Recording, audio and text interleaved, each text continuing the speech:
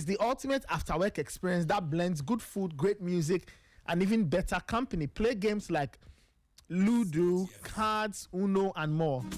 It's happening this Friday, 7th November at Delish, located at University of Ghana poolside, right behind the UG Stadium. From 6 p.m., live band is by Groove Echoes, and you get the irresistible Delish treats. Don't miss the ultimate chill-out experience for Accra's working professionals. It's the Delish Corporate Hangout. Sip, chat, laugh, repeat. Follow at Delish Ghana on Facebook, Instagram, and X for more.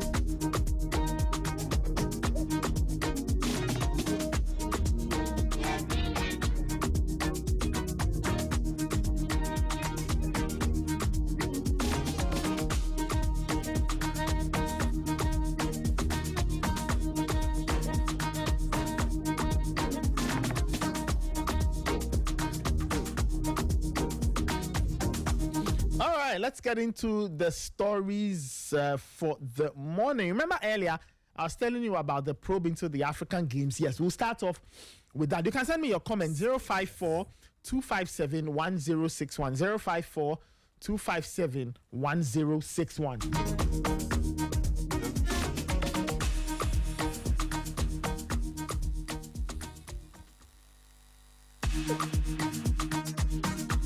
All right, so if you go to a lot of the portals, the stories there, majoronline.com/sports also has that story. And it says the president, John Mahama, has ordered the Auditor General to conduct a forensic audit into Ghana's hosting of the 13th African Games in Accra.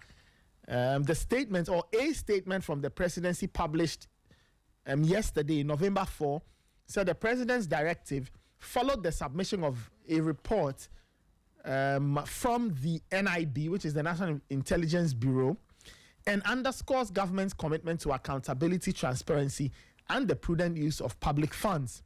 The audit will cover all financial and operational aspects of the games, including procurement, expenditure, infrastructure, and post-event management.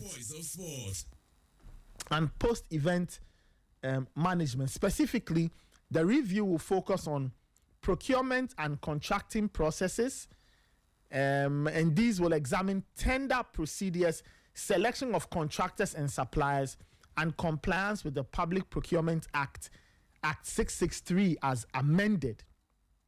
The review also look at financial management and expenditure control, reviewing funding sources, disbursements, expenditure, and sponsorship arrangements. And the review will finally look at infrastructure and project delivery. Okay, it will assess project timelines, cost variations, and value for money outcomes of works executed for the games. President Mahama has also instructed the audit has also instructed that the audit should assess the performance and coordination of all government agencies and committees responsible for planning and executing the games. The Auditor General has been tasked to submit the audit report to the President by the second week of December 2025. The organization of the African Games, held from March 8th to March 23, 2024, if you remember, drew public criticism over its expenditure, with more than $195 million spent on infrastructure and an additional $46 million reportedly needed for operational costs.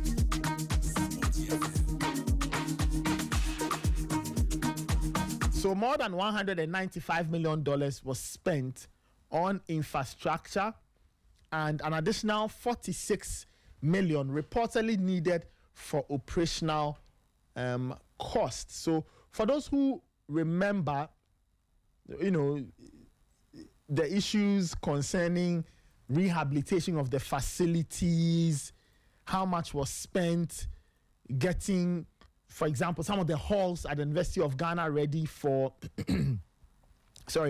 for the African Games. Okay, and then you also had all kinds of amounts being mentioned in terms of how much was spent feeding the athletes. So all of that has all of these things have appeared on the radar of the presidency, and the president, the first gentleman of the land, has asked the Auditor General Sporty to look into this. Sorry, Auditor General to look into the African Games. So that is that's the latest from the presidency. Now the report is supposed to be ready by the first week of December. So the NIB, or the Auditor General, is on a clock. The Auditor General is on a clock. He and his office will have to work very quickly. Anyway, time check 7:42. Let's go to the line. My colleague Jerome Otri is joining me, ex-editor of the Asante Kotoko Express. I just want to get his thoughts on this decision by the presidency to look into expenditure or money spent to host the African Games. Jerome, good morning. How are you doing today? Thank you so much for joining us. Good morning, Nathan, and how are you as well? I'm fine. Thank you. Thank you once again for joining us. Your initial thoughts on this call by the president. I remember, you know, at the start of the year, or at the start of President Mahama's term, lots of people asked for this to be done, an examination or an assessment of the African Games. And yesterday, it emerged that the presidency, or the president, has announced that the Auditor General is to look into it to know whether everything was done correctly or not, and then we decide what the way forward is. Your thoughts on the decision to look into the African Games, as stated by the president? I think it's a good call. A good call in the sense that there is no better governance without accountability. I mean, you can't have the best of governance if that governance lacks accountability, if it lacks responsibility. That is, people being held accountable or responsible for the things they do. Because, I mean, things do not exist on their own. Leaders are put into positions by others. And in so doing, when you are put in a position, you are supposed to be accountable to those who put you there. And in this case, the leaders of Ghana, especially in the political arena, I mean, relative to this matter, are accountable to the people. The people demand that resources that are put into their care are used for the purposes for which they are directed to. So if there are allegations or suspicions that those resources were not used the way they were supposed to be used, then the president in this case has reasons to establish committees or to call on the AG, like he has done, the Auditor General, to look into it. So for me, it's a good call. It gives the hope that people cannot do what they want with state resources and go and sleep comfortably. So on that front, I support what the president is doing or has said. And I am hoping that it will not take the path that others have taken. And this is where my hope begins to shake. Because you see, a lot of things were said about the Africa Games and the money that went into it. If you look at the infrastructure that we put up, people have asked questions about what we put up and the amount of money that went into it, and how that same amount of money have been able to do things far bigger than what we have used it to do here. So questions have been asked, even about food, the food that athletes and officials ate, the amount of money that we are told were spent on the food. Questions have been asked. And to a large extent, the answers that were given, I don't believe were satisfactory. And so these are areas that the Auditor General can go into. Now, why I say my confidence begins to shake is the sort of accountability systems we have had. I mean, look at what we see on national television relative to the AG sittings. I mean, look at Parliament's public accountability or whatever they call it. The Public Accounts Committee. Thank you. Public Accounts Committee of Parliament. They have been sitting lately. And every year we watch it on national television. I have been watching some myself. And the question you ask yourself at the end of the day is that how are those who come to sit in front of cameras and are queried on their decisions on the use of resources, how are they held accountable? What happens to them over some of the decisions that they take, which in the end, I mean, clearly tells you that something went wrong, either deliberately or inadvertently. My fear is that there appears to be a trend, which is the cameras are put on these people, they are asked questions, they give sometimes very ridiculous answers, not so convincing answers. You can suspect that he didn't handle things well. And in the end, they go home. Nothing happens. Nothing happens. And that is what I, as a public observer, or let me say, as a citizen, that is what I've been used to. I've been used to seeing leaders of this country being questioned over decisions they have taken in terms of their management of affairs, and that is the end. Nothing happens. If it is not what some people will say, political witch hunting, that will land some of them in jail, it is more or less a talk show of leaders appearing to be caring and asking great questions and some poor answers being given, and at the end of the day, everybody goes home. I hope this one will not be like that. And the second part of my answer, which again shakes my confidence in the system, is what I have heard or I have seen, in fact, read in the media, where people are alleged to have misapplied funds, misappropriated funds, or even in some cases allegedly stolen, have been asked to pay back. I mean, they have been asked to return. Some have even offered to pay back. And on that case, or in that case, they are being left to, okay, if you can pay, then charges against you are dropped, or they are more or less reduced. I don't believe that is a good way of ensuring accountability.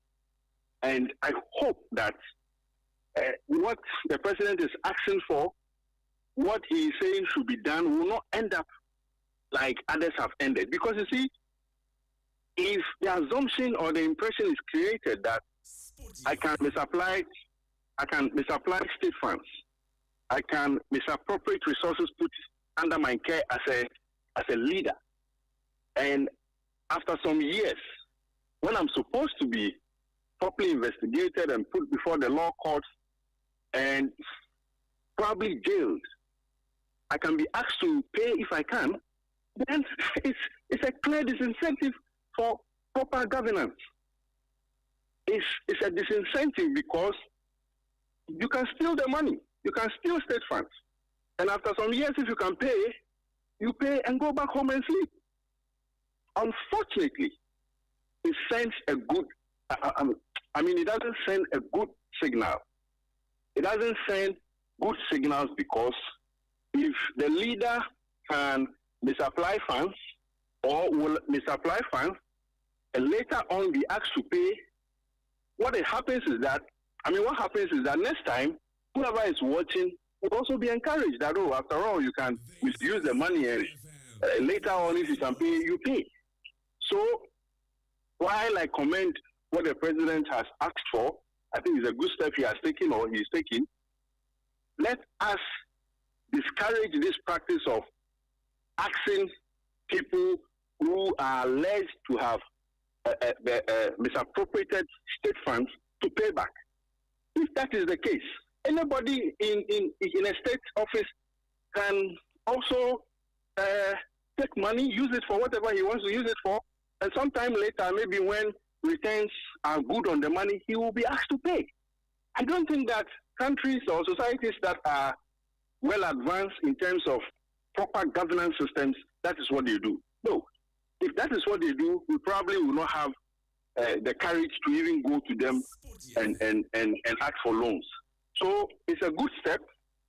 We have heard of a lot of things that went wrong in terms of the Africa Games, but I think to a large extent, there have been allegations and counter-allegations, or accusations and counter-accusations. Now, if a body like the Auditor General is going to go into the accusations and establish the truth or otherwise of those accusations, we need to commend it. But we also have to demand that it should not end at the level of reports being given, the media reporting who did what and who did not do what, and then at the end of the day, nothing happens. And sometime to come, people will be offered the opportunity to pay back the money. I don't think that is a good way of ensuring accountability, because in the end, anybody can steal, use the money to do whatever he wants to do the money with, and later on, be given the opportunity to pay. And where are we going to go? What if one day they are not able to pay? What sort of example will we be setting for public office? You know, today a lot of people want to be politicians. I mean, I don't know why, but you can clearly tell from the things you see and the things you hear that politics is attractive. Young people go into it, they are given positions, and all of a sudden, people you were maybe in the same neighborhood with, you were sitting somewhere always chatting, today drive vehicles that in your dream you can't even buy. You know, because the state political structure is such that the moment you go into politics and your party wins power and you are given position, your life changes. So who wouldn't want to have such a thing? You know, so I'm not making allegations against anybody. I'm just saying that while it is good for us to demand accountability from public office holders, it shouldn't be a mere statement of come and account for what you did. If and when that accountability has been rendered, if there are consequences for not handling yourself well in public office, you must face those consequences. Otherwise, like I said, it will be a disincentive, and I don't know what sort of good governance good governance example that will set for others who would want to take public office one day.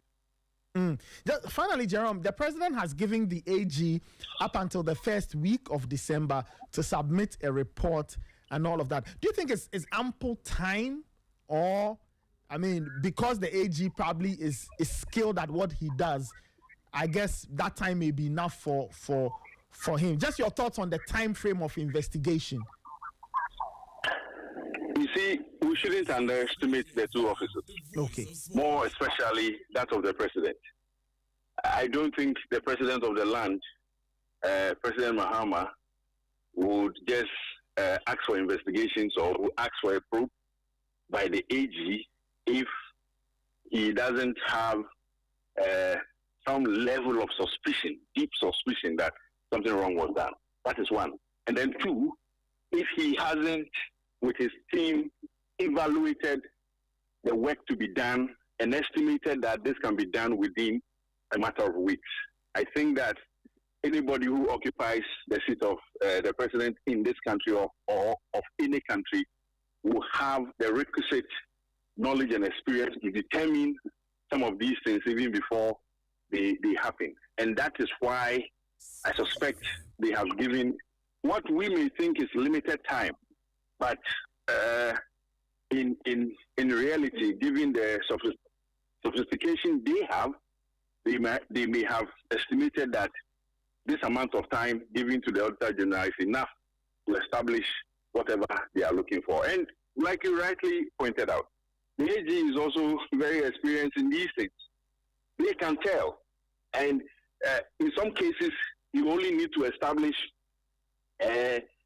surface level evidence and maybe leave the rest to the police or other investigative bodies. So I suspect they have evaluated what is before them and come to the understanding that the amount of time given will be enough to go into the matters. But you see, I will once again plead, because you see, some of the things we heard were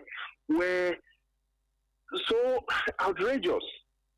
I don't want to be driven by emotions or passion for our sports to say anything, but I would demand of the state authorities to really take their time so that whatever they are able to, whatever evidence they are able to adduce at the end of their probe or investigations or questioning will be enough to draw people to the point of understanding that public office is public office. It's for service.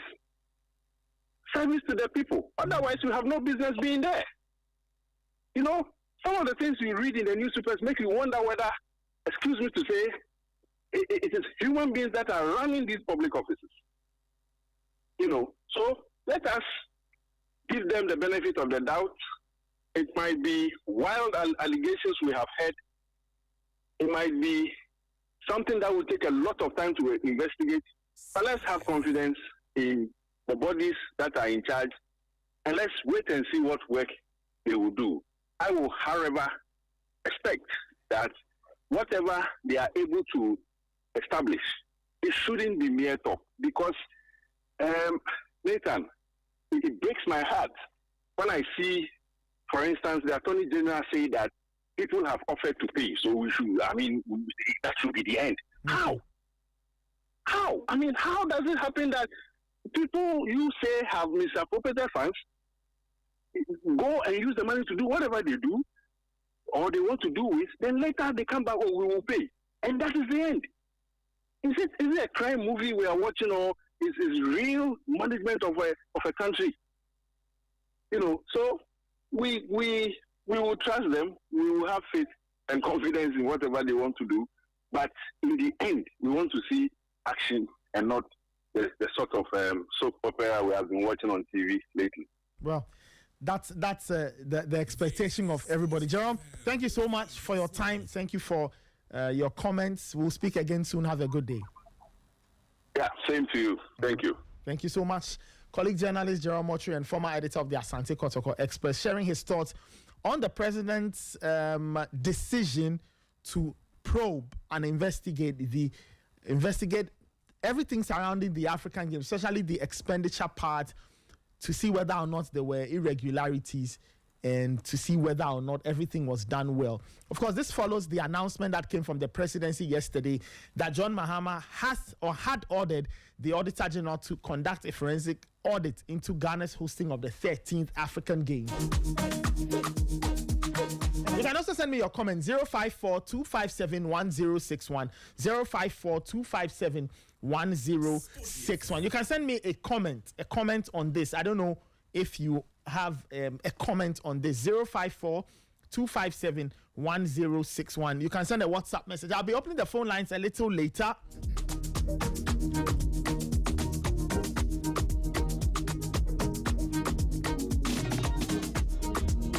This is the Sporty Breakfast. So if you just woke up, or probably you've been away for a bit, well, the latest news is that the President of the Republic has asked the Attorney General, or directed the Auditor General to conduct an audit into Ghana's hosting of the 13th African Games in Accra. Now, the audit will cover all financial and operational aspects of the games, including procurement, expenditure, infrastructure, and post-event management. Okay, so the audit will look at procurement and contracting processes, financial management and expenditure control, and infrastructure and project delivery. Now, why is this coming up? Let's not forget that in March last year, the African Games were organized and several people were complaining, especially as details started to emerge of how much Ghana had spent on infrastructure, operational costs, and even feeding of athletes. So the presidency is looking into it. Let me go back to the line. I have Ebo Apia, who's joining us, a senior colleague, also joining us. Let me get his thoughts on the latest announcement from the presidency. Ebo, good morning. Thank you so much for joining us. And how are you doing today? I'm fine. Good morning, Nathan.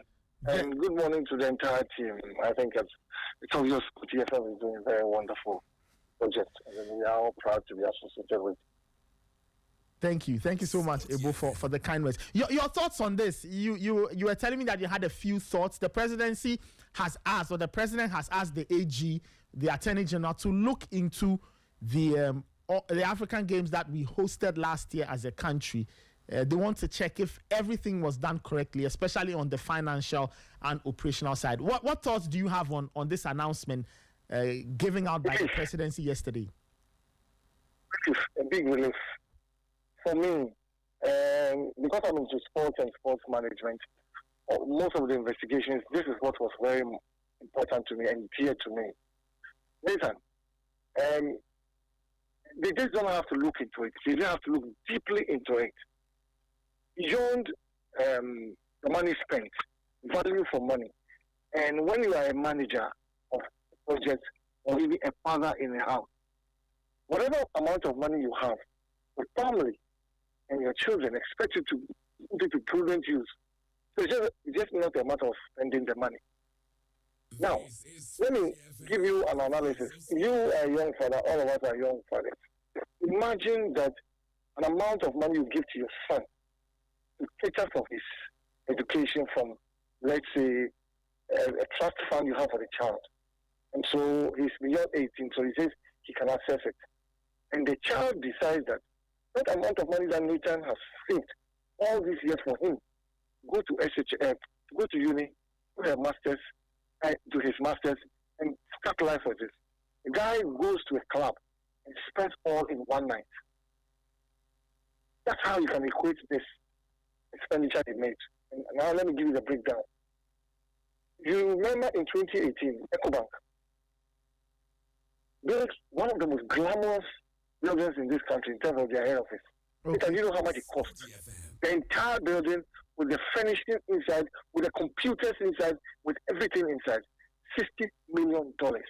Okay. And which building is this? The EcoBank? The EcoBank head office. EcoBank head office. That's close to the ring roundabout, I'm assuming. That one. Okay. Incidentally, I had a side contract because I was working for the glazing company that glazed it, so I was doing some PR work for them. So I had an idea of what was going on. So you can tell that if you look at that EcoBank building standing up for 60 million, and you mentioned how much? 190 million. Is that what you mentioned? So the overall expenditure 245. So we spent 195 towards infrastructure development, upgrading facilities, and related construction works necessary for the hosting of the games. So look at it very well. So it's like you left. It's like your father has left you 200 and something millions it is for a project, build estates and build houses. You have used that whole car to go and buy a Rolls Royce Polyland. That's what they've done. Because if you go there now, beyond the facilities that are scattered all over, which if they were wise, they could have gotten a structural engineer or an architect and fitted all the Boteman thing. Same, but they didn't build a stadium in Boteman. No, the stadium was not built in Boteman. So once you didn't build a stadium in Boteman, all the aquatic center and everything could have fitted on Legon campus and use that money to build different hostels. Instead of building those hostels and renovating those hostels, which today, as we speak, that audit must go into where the air conditioners are. If it will interest you to know, Nathan, that 45 million or so that was used for the food, are you aware? They decided to buy warmers. The food was 15, so $15 million. 15. Yes, $15 million. That was what was allocated for that, yes. Are you aware that they bought warmers? So it's like the Ghana independence celebration. Or government decided that instead of going to give it an event company, they go to buy canopies and chairs. You understand? Like the government decided that we are hosting an event. Instead of giving an event company to hire the chairs and things, they will buy the chairs and buy the canopies. That's what they've done. They bought warmers. Instead of going to get a proper catering company who is already in the business, because if you're a caterer and you're into this, it assumes you have all those things. Is that not it? Yes. But are you speaking on authority that the government bought warmers? I spoke to somebody very close to the committee. You remember the last time I was on your show and I spoke about this issue? Yes, I remember you did say. They called me to say, no. Not all the 15 million was used on food, and then they had to buy warmers and things. And I'm like, you're making your case work. Okay, so that's somebody who is allegedly close to the committee. Let's put it that way. Anyway, so in fact, I'm not speaking on allegation. Some of us are ready to be called to the committee or whatever to give evidence of what we saw with our kuro eyes. Okay. And Nathan, for me, the first day I entered the games, that was the last day I entered the games. But man, I've been there once, and I was so angry that I left. And asked me why. Why? What got you so upset? At the entrance of Boteman, you saw these black Mercedes vans from a company that they rented from. Mm-hmm. So many of them. And I was like, couldn't you have used this money to buy these vans for GBC? As we speak now, all those vans would have been owned by GBC. Look at the cost component when they brought the report out, that whether the amount of money paid to the production company could not have been given to GBC. So you know that the GBC director and the minister or whatever had some confrontation. Yes, I remember. There was a lot of talk about the money spent on broadcasting and all. Yes, because it didn't make sense to them that all this money was available, and instead of giving it to GBC, you don't have to give it to GBC. GBC for all of us. So you buy the equipment for them. And the funny thing is that after hiring the equipment, guess who worked in the vans? The GBC staff. Hiring the equipment and paid those millions of dollars to the production company, it was the GBC staff. That's why I was so angry and I left the place. And then to think that it was just Boteman, I drove straight to the Legon event. The University of Ghana Stadium. And the same thing was being repeated over there. So I watched the games just one day. I was so angry. I could not believe that we could be this reckless and put our country. It's like they don't care about the country. The money was just being spent anyhow. I remember, the kept saying that we don't have money. So you know what we do in this country? We wait until the very last minute. So we say, okay, you know what? We cannot do the hostels again. So let's go and innovate. We cannot do this. So that's what they did. They didn't plan.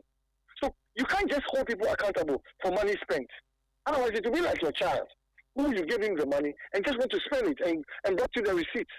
And say, these are the receipts for what I did. But the question is that with that amount of money, with that amount of time, couldn't we have planned? Even if we didn't have the money and we had gone to a bank and said that with our sovereign guarantee, once these things are done, the government will pay. Then you would have taken your time to build all the facilities. Now, everything that they built is like a white elephant at Boteman. Left there. And the minister had the guts to say that that place will be converted into a sports university. And that was when I was super angry, because it meant that he was so ignorant about how a university is built. How can you just go and build this and say you are going to turn it into a university? And we don't need in power to pass the legislature for that to be done. What are you doing? You can say you will do something when you don't have the final authority. Or the final authority as to whether the place will be turned into a university, that's not lying in the minister's bosom. Yes. But there's no money. You just go and build something and just leave it there. Nathan, take your cameras to Boteman and see what is left there. And go to the University of Ghana and see those facilities that they've done. It's a waste of our money. We didn't learn from CAN 2008 when we said that CAN 2008, when we did Esipon and Tamale, we kept saying that give it to a private person to manage. Do you remember? Yes, I remember. Kept saying it. Look, what are some of those things? So what have we learned over the years? This program and this president should not only look at the one component of it, the recklessness of it, the intentional delay, so that money is wasted. Whether the caterer that you picked has a record of a catering company. Because you don't give monies like that to somebody. $15 million, no competitive procurement. Do we have competitive bidding where moving pick all the different hotels and now so many people are into catering in this country, and then you just go and spend all that money. So the Auditor General, I'm very sure that the time frame is even longer. It's easy to know that this is reckless spending, and they didn't put the country first. Nathan, not a single hall of the diaspora has an air conditioning inside as we speak. How do you explain this, Nathan? But, yeah, because a lot was spent to renovate. I remember there was a good amount of money dedicated to renovating the halls. I know that the air conditioners were installed for the purpose of the games. So, again, you ask yourself whether it made sense, knowing that after the games, how were you going to manage that place? Is the University of Ghana in a position to allow students to use those air conditioners and pay for the electricity bill?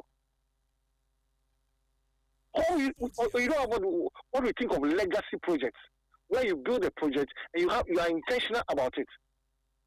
The London Olympic Games invited journalists for us to come and inspect the facilities about a year before. Okay. The incinerator that was built, they told us that it's meant to last for 80 years. They did roads that would be reconverted to avoid what happened in the Beijing Games. Yeah. So it's the structures stand still. Stand like you go to East Ham. They plan with that in mind. So, and you remember these people said they were going to the Commonwealth Games to go and learn and come. Do you remember? Yes, I remember that. So what did they learn? What did they learn? This must just, like John was saying, it should not just be that people will pay back and no. You were put in a position to do a job. Did you do it right? What was your reason for taking these decisions? And people must be charged for that. That will serve as a deterrent for Ebo and Nathan that next time, when you are given a job, you just don't do it anyhow. Okay. Because you don't take that amount of money, 190 something or $200 million, that can build 4 stadiums. In fact, you can build 5 stadiums worth $40 million from that. Are you aware? Yes, I am very aware of that. And then look at what they did with it. And they will justify, they will bring you receipts from a company that never existed. They will come up with all those things. And like, again, I pray that this president, he has nothing to lose. He just has a name to cement for us to remember him in history. That once upon a time, there was a selfless president who would take this matter up and not only punish, but let the minister and whoever was in charge be used as an example that public service is not meant to be reckless about. That's the only way that comes to my mind when I think of the All-African Games. Every aspect of it, from procurement, from... Do you know the name tag thing that came up? Yes, I remember. I remember that the name tags for journalists and all of that. I remember it very well. We are saying that we have companies who run our national database. NITA is here. We couldn't have engaged NITA and say, NITA, do a localized software for us to manage these things. Why do you want to do what the higher people are doing when you don't have that amount of money? It's just a matter of a database, a software. We need to have engineers, Ghanaian engineers that can be put together to come up with a software that can manage this. Is that what they are telling us? Said that they have to buy, all means go and buy that software. Who said so? Or later, school where you go. No, tell us. It's as if we are not educated in this country. You have, you see, and games like this, you take opportunity. I remember Barcelona 92. There was a part of Barcelona that was Ostababa. That was just nothing to think about. Mm-hmm. They take the advantage of the games and then they bring it up. Yeah. So we don't have a proper thing. You take advantage of these games, get NITA, empower them, or any other national agency that can do this work for us. If we cannot, as a nation, have a national body that can handle a software to allocate media tax, then how can we be able to build a machine to cook fufu until we allow the Chinese to do it for us? Please. They must look into this and punish people who deliberately and intentionally caused this loss to us. As we see now, none of the facilities there are being put to the best of use. Why? Well, at least a few. Bottoman holds a few events every now and again in terms of the swimming, though. Nathan, how about return on investment on that? Well, that's a fair question. How are you going to use those events to maintain the place? Not the cost, though. Yes. It's a national asset, so I'm talking about maintaining the place. Yes. Are those events good enough to be able to maintain the place? No, it doesn't make sense what they've done. I just pray this president does not let another white paper.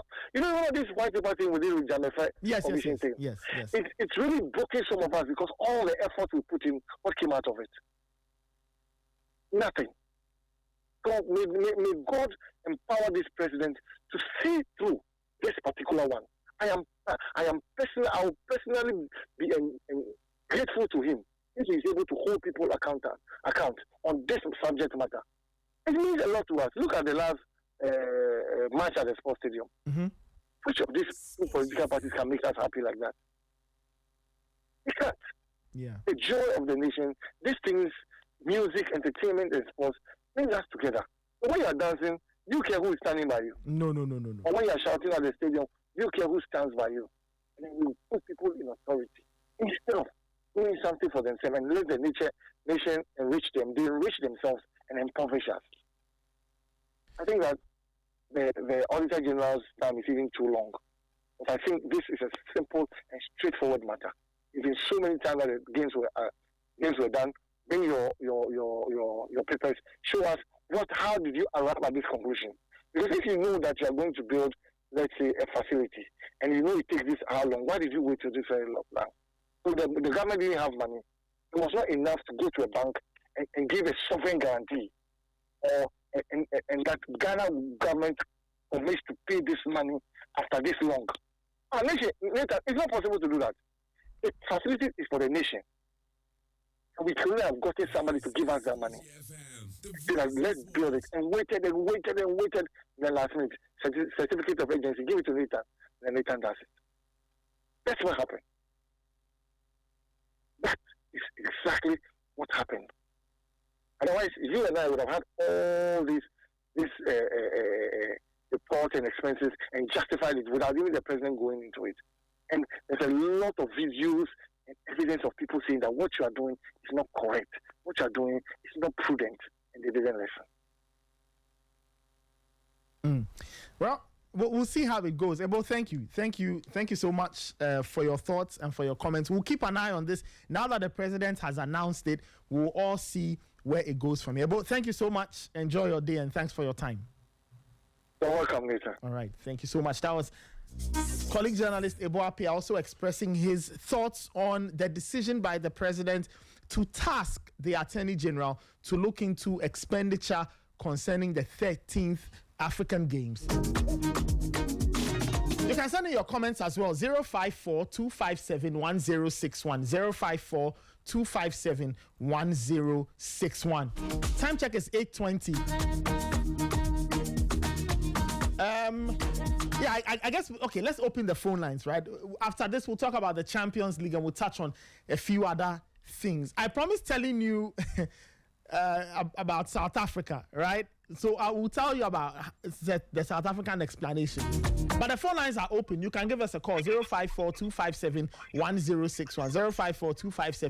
054-257-1061. Yesterday, I promised opening the phone lines. So we opened the phone lines to about 8:40, 8:45, and then we proceed with the show. I think we have a caller on the line. Hello. Hello, Nathan. Good morning. Yes, good morning. Yeah, this is John calling from airport. All right, please go ahead. Nathan, please, we are so tired about this committee issue, Nathan. Because, see, Nathan, you have been doing committee for so long, and there's no result. Nathan, I remember Afiyanka, every committee, she was even crying. Nathan, what is the result? We did not see any result, Nathan. So we are so tired of this kind of committee, everyday committee. And Nathan, so please, Nathan, I want to ask you this question. Those people who should contribute, did the country pay them? Sorry? I want to ask if those people who chair the committee, did the country pay those people? When they chair a committee, I know that some people get, I don't know about all the committees. Some committees you are paid, I think some you are not. I think it depends. But sometimes when you are put on a committee, sometimes you get paid an allowance. Nathan, I think the country is losing. Because, Nathan, we have been having a lot of committees, and then there's no result. Because look at Mutaka issue, those Pampers issue, Nathan, there's no result. Atiyanka tried to hold it like a baby, there's no result. So, look, we are so tired of this committee. Because, you see, what Mama is saying, maybe like a week later, Nathan, you will see a committee right now, Nathan. You will see a committee right now. Relax. The president has asked the auditor, so it's the Auditor General's office that he's asked to do the work. There's no committee involved. All right, Neta. Neta, you are laughing. Auditor General, Neta, can you show me one person that Auditor General have been arrested or they arrested later on it will be prosecuted? Hey, you see that? Relax. Take it easy. The Auditor General, his job is not to arrest anybody. His job is to look at the numbers. He's an accountant or an auditor. He will see the numbers and say, when I looked here, I saw this, and this. So please, police people, this is my work. I've done my work. You do yours. You understand? The auditor, he doesn't arrest anybody. Oh, okay. But Nathan, I can assure you that after the auditor general, there will be a committee. Nathan, I can assure you that. Okay, you let's see. We don't know. Maybe we are seeing into the future. So let's see. Yes, Nathan, this committee issues and this will go and chop money. Oh, the government say let's focus, let's inside. Later, we will not see any result. That's my issue, Nathan. You haven't seen look at the free anchor. The amount of money that goes to the free anchor issue. Nathan, there's no result. And there's all African games like this, Nathan. I was a driver at all African games. I don't want to mention I haven't mentioned my name already, Nathan. If I tell you the amount of money that people chop at this all African games, you never believe it. Okay, I mean, I don't believe it. That's true. So maybe you can. I'm sure when they are investigating, I don't know whether they will call you, but if they call you, please give them all the info they need to do the work. Are you sure they will call me later? Oh no, look, I'm not saying they will. I'm just saying that if, assuming. Okay, fine. Okay, in case they call me, fine. Because listen, this issue is too much. Listen, the country is suffering. Listen, I was listening to your guy. Listen, look at the amount of money that we spend, and that money can build a 5 sports stadium. Hey, Nathan, see, I was so shocked. So this amount of money can build that 5 sports stadium. Nathan, I was so shocked, Nathan. Nathan, thank you very much. Thank you very much. Thank you so much. 054-257-1061. 054-257-1061. I think we have a caller on the line. Hello. Yeah, good morning, Nathan. Yes, good morning. I'll go here. Okay, please go ahead. You see, they say when it is coming, it is doing.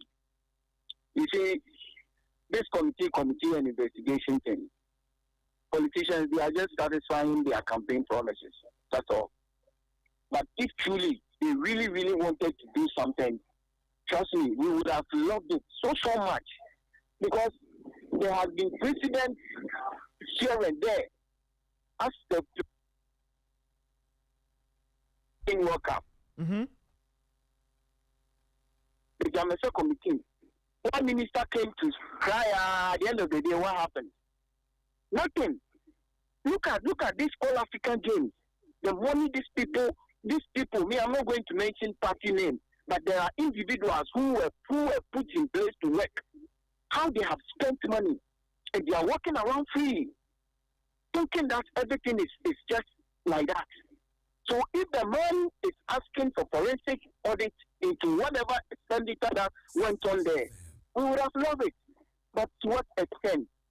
To what end? Nothing. Because we have seen some. It doesn't mean but they said so we are talking about the past, what has happened before. The man has nothing to lose. He is not coming to power again. So he could have done this and prosecute people to become an example. That's when you are called to a public office. You are not called to loot money for yourself and your family. Look at the expenditure. How much was the accreditation card? Call it or mention it for me. Sorry? How much was it? The accreditation card I don't have that amount in front of me. They used $4 million for accreditation card. Okay. $4 million, that was the quotation. $4 million for accreditation card. Can you imagine? I have what do we call it? A portfolio in graphic designing. Something that you can easily sit back, do this thing, and get going. They use $4 million. What are we looking for in this country? At the end of the day, what are we looking for?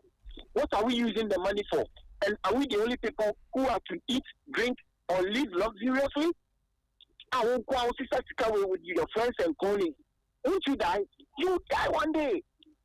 You die one day when people are suffering. Look at the estimation that it could build 5 stadiums when we don't even have one accredited, certified stadium for a country like Ghana. We call ourselves football country, and you become a minister of sports, and you blow this money on this nonsense. Nathan, I know you tell me I'm doing my thing, but sometimes the Bible even said, "Call a fool a fool." Easy. What is this? I know. Let's take it easy. Let's take it easy. I pray they deal with them, any individuals. This is not about party politics or whatever, but they deal with the individuals and then they take care of their situations. They take care of whatever they spend. This is how it should be.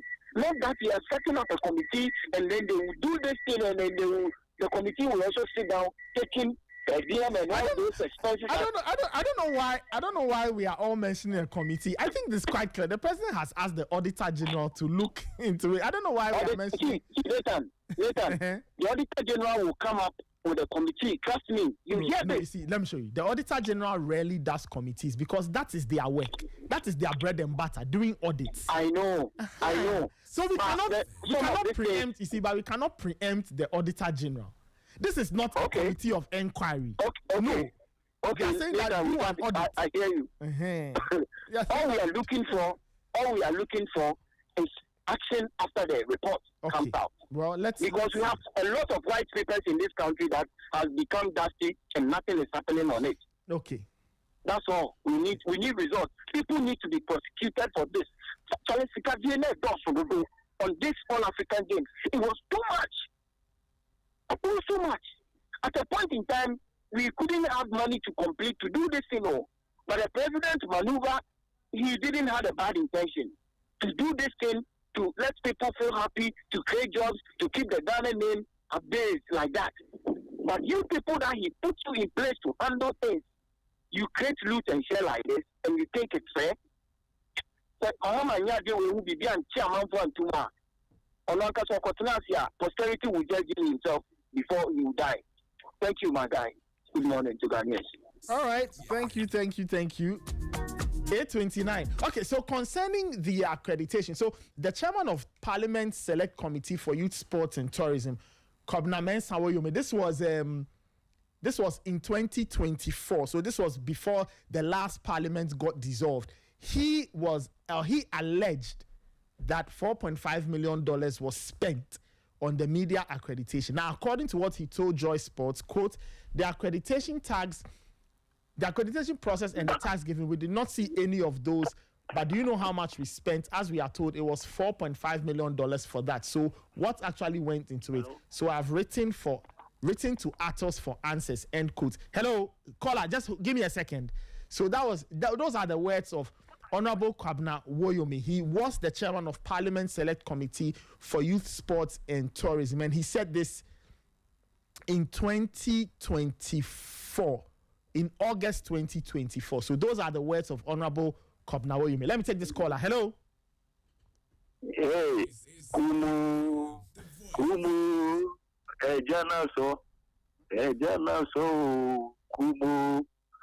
Good morning, sir. Emmanuel, good morning. How are you? What a funny country I'm living in.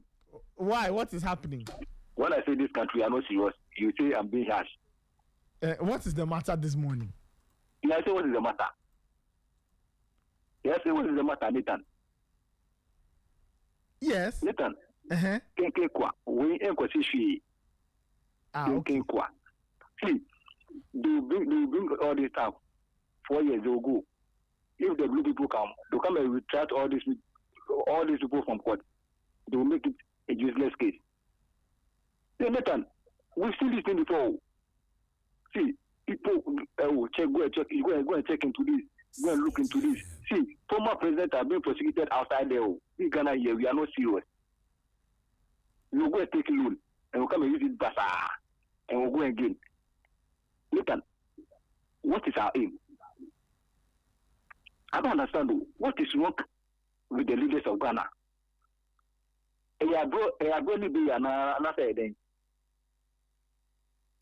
Sometimes you sit down, you think you understand. Like how? Human being watch the country, and we overspend, and we don't even think about the consequences. Like, oh, let me chop. At long last, oh, they will just come and do some committee, they will call me, they will ask me questions, oh, blah, blah, blah, they will leave me. What to do the West? Nothing. Listen, but see, this country, hi, Ghana. See, people are being prosecuted. See, they've even raised things out to, see, Abego, who have not been able to prosecute ever since they've come to power. Is it the sports side that they'll start with it or what? See, we've seen these things too. We've seen these things. See, we will do this 4 years, it will pass. And that will come. Oh, 4 years. See, they are all, see, birds of the same feathers. Before Ghana can go on, these blue and green people, we have to sack them. See, later, we have to be serious in this country. These blue and green people know. See, if we want Ghana to go on, we have to just delete them from the system. They are all the same. Okay. And we Ghanaians, we are not learning. Yeah, because we are not together. Because you see, even sporting here. Look at the quality. See, look at the quality here. You let be one. Charlie, these blue and green people do not have Ghanaians. They do not have us. They are wicked. They are selfless. They are wicked. They are selfish. They only care about their family and their children. Do you think they care about us? Do you think they bloody care about us? Easy. There's no accountability in the country. No, Nathan, let's see the fact. There's no accountability. I don't doubt you. I'm just saying that language is early in the morning. I'm sure there are kids listening, so let's tone the language down. See, you have to fire. Nathan, you have to fire. You have to be serious in this country. Nobody's saying that. I mean, of course, we all have to fire. That is true. We have to fire. Yes, I'm only saying that, Emmanuel. I'm only saying that there are kids listening, so we can't say certain things. That's all I'm saying. Okay. But we have to. We are firing, and you are firing well. So and what pains me is that those stations that will go and take one MPP, one NDC, then they come and discuss. Then they come and you do this. See, that's they told me off. Like some of the media stations are not even helping matters. To go and bring one MPP, one MPP, they come and discuss. They come and shout at each other. Then we just go out.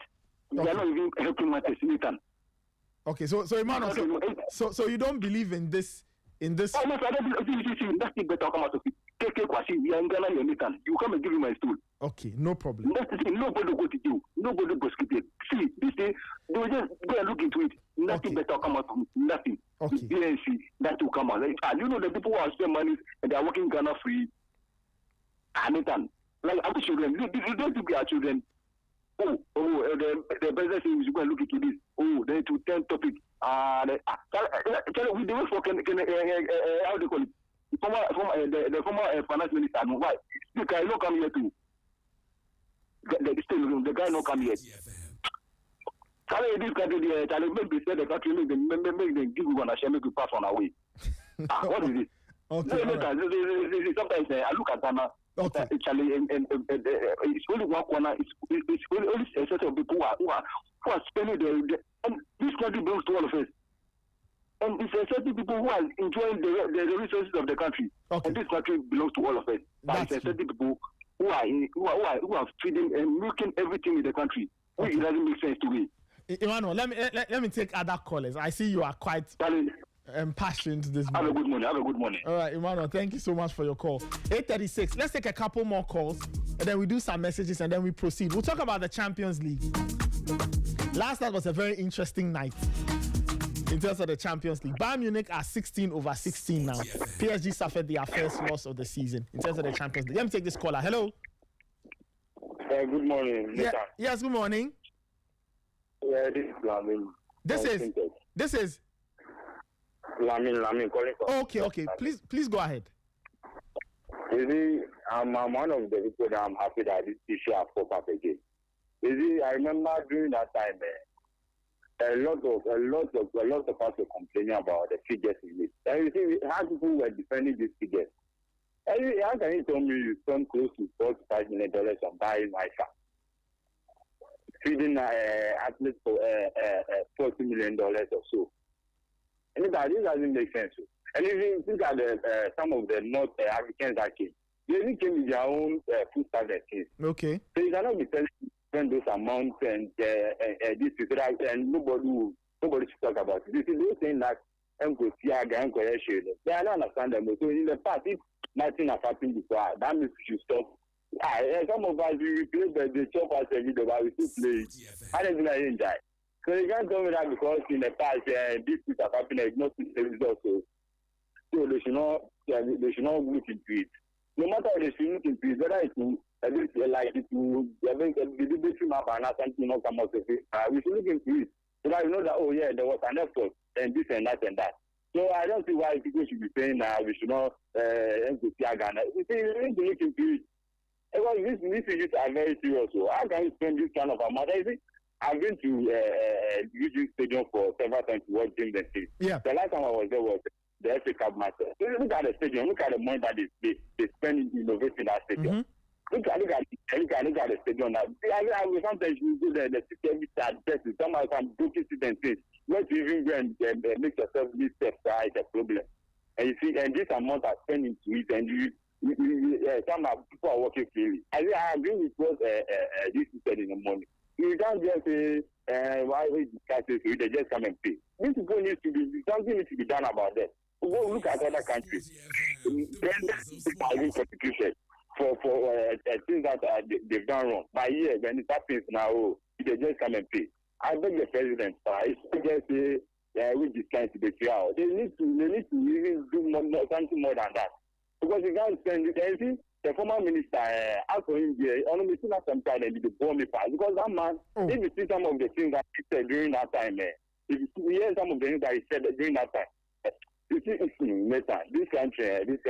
this country. Okay, so you agree? So you agree with the president's decision that the AG the auditor general should look into it? I agree perfectly. I agree. Okay. I agree. Well, that's the right thing. Because this should have been done long time ago.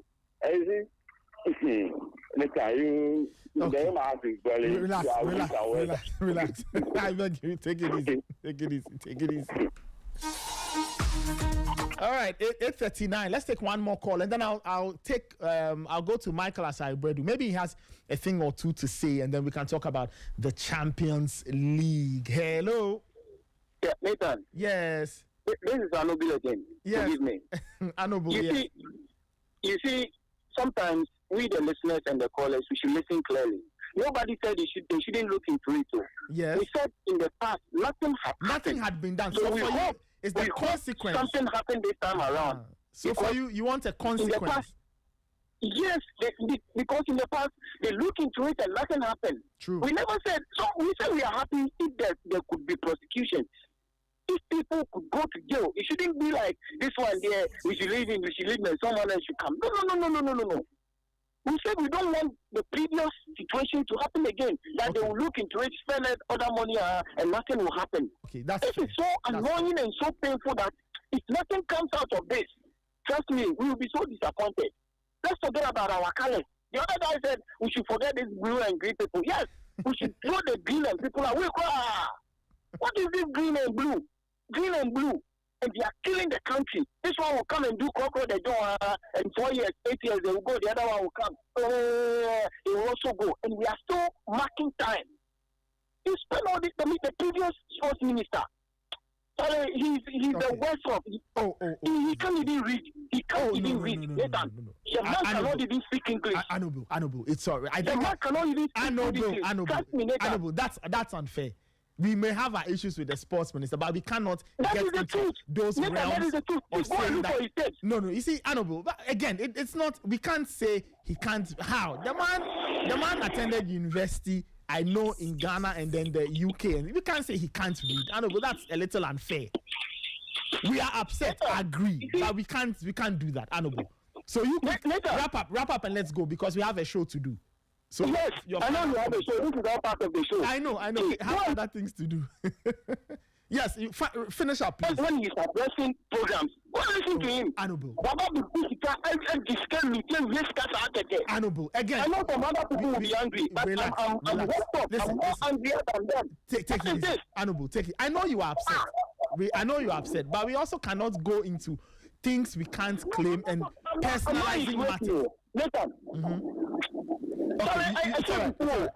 Relax. It's okay. You honorable. You just relax. Let me bring another. 4 million on accreditation card. Obviously, $4 million. Honorable, that's fine. Let me take another caller. All right, 8:42. Let me go through the messages. I think we'll put a pause on the calls. We'll go through the WhatsApp messages in a bit. Charlie, people are heated. But again, I always say that whatever it is, let's not personalize matters, right? Let's not. We are upset, yes, but let us never personalize, because once we start getting into the realms of personalizing things and saying all kinds of stuff, it will not be healthy for anybody. Let me take this caller. Okay, my producer said this time. Okay, let me take 1 minute from the caller. Hello. All right, let me go to the line. Michael Asaibedu is joining me. Michael, good morning. How are you doing? Okay, I can't seem to hear Michael. Michael, have you muted? It looks like you are muted. No, I can't seem to hear Michael. We'll have to work the line and bring Michael. Let me take this caller. Let me just take a minute whilst we work out Michael's line. Hello? Nathan. Yes. Please, we are not saying the government shouldn't look into this. Emmanuel, I think it's quite clear. We all want the government to look into it. Nathan, you see, sometimes it's not like we don't want the betterment of the country. Yes, I think we are all clear on that. But we're wasting our resources to search all these things, and nothing better comes out of it. It's useless. Sorry to say. That is true. I understand that. Nathan, we can't be wasting resources in checking all these things, because these committees and all these things, you can't tell me that you go and sit down for free without drinking anything. Okay. You get me, Nathan. Emmanuel, I think the point is quite clear. We all want the same. I get you. We all want the same thing. We need people to be prosecuted. No problem. We just not come and do church at all. Just come and talk and go. 4 years, come and talk and go. See, we are tired. Yeah. We are tired. Okay. Fair point. We are tired, Nathan. Fair point. That's what I'm trying to do. Yes, I get you. I totally understand. Right now, is this the first step? We just have to wait and see what happens after this. But this is the first step, and that is what the Constitution allows the president to do. I hope something will come. That is the prayer. And I hope this will not be like something that will like just come and pass. Like because he himself, he said that we can hear. He has short memories. Well, that's the prayer is that. That's the man. That's the man who said we can hear. We have short memories. Well, we'll see. So this thing, it could be that we talk 1 week. Nah, she. Well, we'll have to wait and see. The Auditor General is supposed to present his report by the first week of December. When that report is presented, then we'll know the next step. So now we'll have to wait. You are not prosecuting people. That is palling the article. Okay. You are just palling things. I don't see any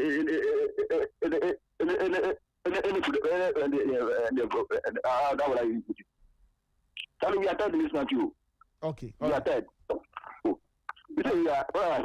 This boy, give it one. You have to delete them. Okay, we'll delete that and delete them from our society. Okay, no problem. We'll do that.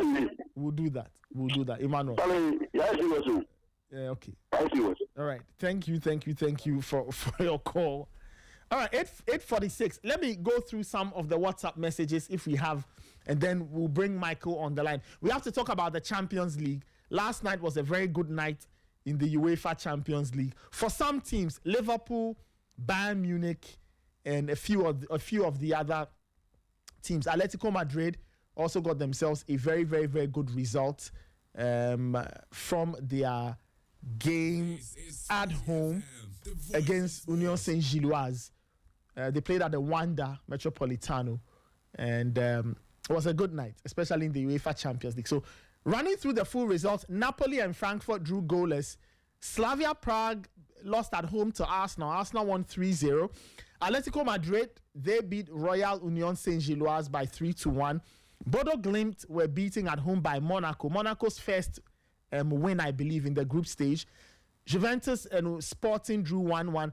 Liverpool, they beat Real Madrid by 1-0. Alexis McAllister's header in the 60th minute or so was the difference. Olympiacos and PSV drew 1-1. PSG lost 2-1 at home to Bayern Munich. Munich scoring 2 goals through Luis Diaz, who got himself sent off later on. And Tottenham Hotspur, they were brilliant on the night. They beat FC Copenhagen by 4-0. Brennan Johnson got himself sent off, but the goal of the night clearly has to be Mickey van de Ven, a.k.a. Mickey van de Messi, who ran the entire length of the pitch to get himself in on the act. 8:48. Let me go back to the line. I've been joined by somebody we haven't spoken to in a while on the Sporty Breakfast. Alex Ashmore is joining us from Spain. Alex, buenos dias. Good morning. How are you doing? It's been a while. Good morning. It's been a while. It's good to be back. Thank you so much for joining us. How have you been doing? Doing well. It's been an exciting start to the season in Spain and, well, across Europe, really. It's been a hectic one, and last night was no different. Yep, I guess we'll start from the most obvious result. Liverpool 1, Real Madrid 0. What did you make of the tie? Liverpool were going through a bit of a tough time. They won over the weekend. Then they had to take on the owners of the Champions League, Real Madrid, and they came out on the right side of the result. A 1-0 win at Anfield on a night where Trent Alexander-Arnold went back to his former place. Your thoughts on the game as you saw it? I think in many ways there are a few different factors to look at. I thought, first of all, Liverpool were very good. I was impressed by their performance. I think when you look at their start to the season, which wasn't very good, and the run, I think, obviously, when you talk about Liverpool at the start, I think from the run they went on at the start of the season where they were winning every game to then losing every game, I don't think lucky would be the word for Liverpool, but I feel like there was a feeling of they were getting away with results and soon that would catch up with them. And I always had a feeling that when they did start that bad run that they would eventually come out of it. And the performance against Villa at the weekend was fantastic. And then last night, I think, was even better. I think when you look at how they dealt with what Real Madrid threw at them, which, caveating that, actually, I will say that Real Madrid didn't really offer that much last night. I thought Liverpool, we've criticised them a lot and I think we've criticised Mohamed Salah a lot for not reaching the level that he did last season, and I think his performances, he'll probably say it himself, he'll be the first man to say it, that his performances haven't been as good as they were last season. And I think we've been criticising Liverpool by saying they were relying on Salah a lot last season. They obviously had a fantastic team, but I think a lot of the points were coming from Salah. He had such a good season last season, and I think we were saying that maybe they were struggling to adapt to a team where he wasn't performing. And last night, I think, showed that they are now adapting, because last night, I think it's fair to say, Salah didn't have a good game. He didn't play that well. He didn't do much. But they found other ways. They created chances. They were peppering Courtois with shots, headers. And, had it not been for McAllister's goal, I think Courtois would have got the man of the match. And I think for Liverpool, it's finding ways to win when your best players don't perform well. And I think Florian Wirtz, we're slowly starting to see him get a little bit more used to playing in this Liverpool team. I don't think he had his best night, but I think his his running, his effort, the work that he puts in, I think you can't fault that. And I think for me, for Liverpool, they had a very good performance defensively. Although Real Madrid didn't offer much. I think moving on to Real Madrid, they were lacking creativity, lacking ideas. And yes, it's brilliant when you have a player like Kylian Mbappe and you can say he's going to do the work for us. But when you rely so heavily on a player like Kylian Mbappe to do all the work for you, when he doesn't produce or when he is quiet on a night, where do the goals come from? And Real Madrid don't have a plan B. Xabi Alonso said he felt like they competed well. I must have been watching a different game because I thought Real Madrid were awful. I didn't see anything from Real Madrid. Didn't see anything from Vinny. I think Vinny, I think maybe in the first half was the only player I saw a little bit from. Bellingham maybe a little bit, but other than that, I thought the rest of them were non-existent. I agree with you. I watched that game scratching my head, wondering what Real Madrid were really up to in that encounter. How have people been reacting to the performance? Because it left me with more questions than answers, and Real Madrid were very ineffective, especially in attack. How have Real Madrid fans been reacting to such a very blunt performance from an offensive standpoint? I think for the biggest disappointment for Real Madrid fans and for Xabi Alonso, for the players, is I think the biggest criticism before El Clasico was every big game that Real Madrid have played in, they've got destroyed. They got played out of the park. They lost to PSG in the Club World Cup. They got beaten 5-2 by Atleti in the derby. And I think that was the big worry, that the big games, they hadn't performed. Yes, they've been picking up wins in the other games against the likes of Osasuna, Real Oviedo, Mallorca, these teams that you would expect Real Madrid to beat. But when it comes to the big games, they weren't picking up points until El Clasico. And I think we saw something quite interesting. Last night was the same formation, same selection, so to speak, as El Clasico. And I think Xabi is slowly finding what he likes to see as his best 11, and I think that is probably what was most disappointing, to see how they played against Barcelona. Yes, it was a wounded Barcelona, but to see how they played against Barcelona, I thought they played well. Yes, they weren't perfect, but I thought they played very well. To then go into a game against the Liverpool side, who are coming off a run of games where they've been really struggling. Yes, they beat Villa, but to come into a game where they were the favourites after what happened last year at Anfield, to go from a very similar formation, selection and tactics against Barcelona to then Liverpool, the difference is night and day. And I think for people associated with Real Madrid, I think that is probably the most frustrating thing, is that they felt like they had turned a corner against the big clubs when they beat Barcelona. But I think it just goes to show how far Real Madrid are from reaching their best level. Okay.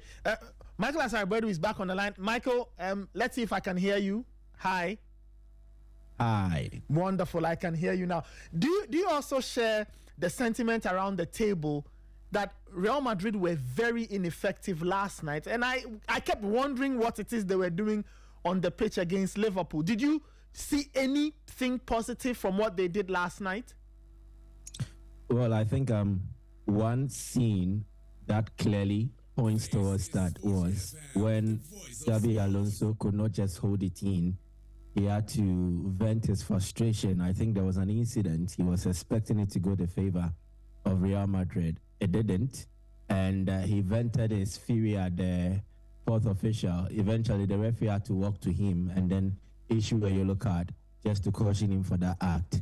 It all painted the story of how the night was for Real Madrid. I think in as much as they have a team of talented individuals, players who have gone through the mill and understand what it takes to deliver on the big European night. As regards this Xabi Alonso project, yesterday was the perfect day to expose that it has not really matured enough to the stage where they will step into occasions like this, dominate as we expect of a Real Madrid side. And that was the clearest indication of everything that transpired. There was a point in time you check for the Dean Heisen yellow card incident, for instance. If the player was well aware of his surroundings, where he was at that point in time, then definitely he would not be diving into that tackle. But clearly, the Madrid players failed to read the room, failed to understand the situation, and it only exposed that this is a work in progress, and that if we felt that the wins against Barcelona, the wins against Juventus meant that they were closer to where they wanted to get to, I think yesterday painted a picture of the reality that they are still far off, and it would take them some time to get to the levels expected of them. It wasn't a dominant Madrid performance. Yes, they controlled phases of possession at a point in time in the game, but overall, it was a well-matured performance from Liverpool. If you look at the entire game, and then someone provides the statistics that Vinny Jr., Kylian Mbappe had 0 shots on target, then you'll be very surprised. You'll be very puzzled as to how this happened. Clearly, they did not deliver. It was not your typical Vinny who excels in one of the 1v1 instances against any opponent that you can mention. But yesterday, I think that if Conor Bradley got home and then he emptied his pocket, he will find his wallet, his car keys, his mobile phone, and find Vinicius Jr. in there. Clearly, it tells you something. Mbappe was manhandled by the likes of Konate and Van Dijk at will. And I think it was not the Madrid we expected. Even Jude Bellingham, for someone who has that kind of aura around him, he's an English boy. He's played against Liverpool. Last season he was there. Then clearly he himself wasn't even ready for the occasion. So I think, yes, I want to give much credit to Liverpool for how they played, especially without the ball. I expected Liverpool to overwhelm Real Madrid in terms of their pressing, but they decided to adopt much more of a balanced approach. They pressed Real Madrid where it mattered most. They allowed Madrid some kind of comfort at the back. And then there were instances where they decided to press them at the back. I think it was a well-calculated plan, and that was well utilized by Arne Slot and then it's Liverpool's side. But for Real Madrid, yes, the talks that they had arrived at the top positions to challenge the big teams, I think it was a bit premature. And that is how come we saw what we saw yesterday. It would take them some time to get to the level Alonso expects of them. And even for Alonso, he's not that your experienced manager in terms of a Champions League. Yes, he played and excelled in the same competition as a player for Liverpool, for Bayern, for Real Madrid. But as a manager, as a coach, he's relatively inexperienced at this stage. And he will learn on the ropes. He will come to understand what is needed to deliver on nights like this. It was a perfect night for Liverpool. I can't fault them for a single thing they did wrong. And that is why I think that they used their experience, they used the home advantage, and then they used a slow tactics to outwit Real Madrid, and they deserve to win. But for Alonso and then Real Madrid, they will need some time to get to that level. Well, we don't know how much time they will need, but that performance from last night was really poor. And Michael, you mentioned it. As we say that, we also have to credit Liverpool. They were brilliant. They knew when to go after Real Madrid, when to press, when to take advantage of the moment. Alex, as we wrap it up on that game, I can't help but to mention Thibaut Courtois. What a night he had. Saved shot after shot after shot after shot. Eventually was beaten by Alexis McAllister. I guess last night underlines his value to this team, right? What he can do for this team on a day when the outfield players just can't find anything. Trust Courtois to stop a few shots and keep the team alive. Yeah, no, he was fantastic. And I think we were having this debate last night on the Sporty show as to where he ranks in the list of all-time best goalkeepers. And I think there are a few names that obviously came out ahead of him. But I think to put him in the top 5 of all-time best goalkeepers, I think is very fair.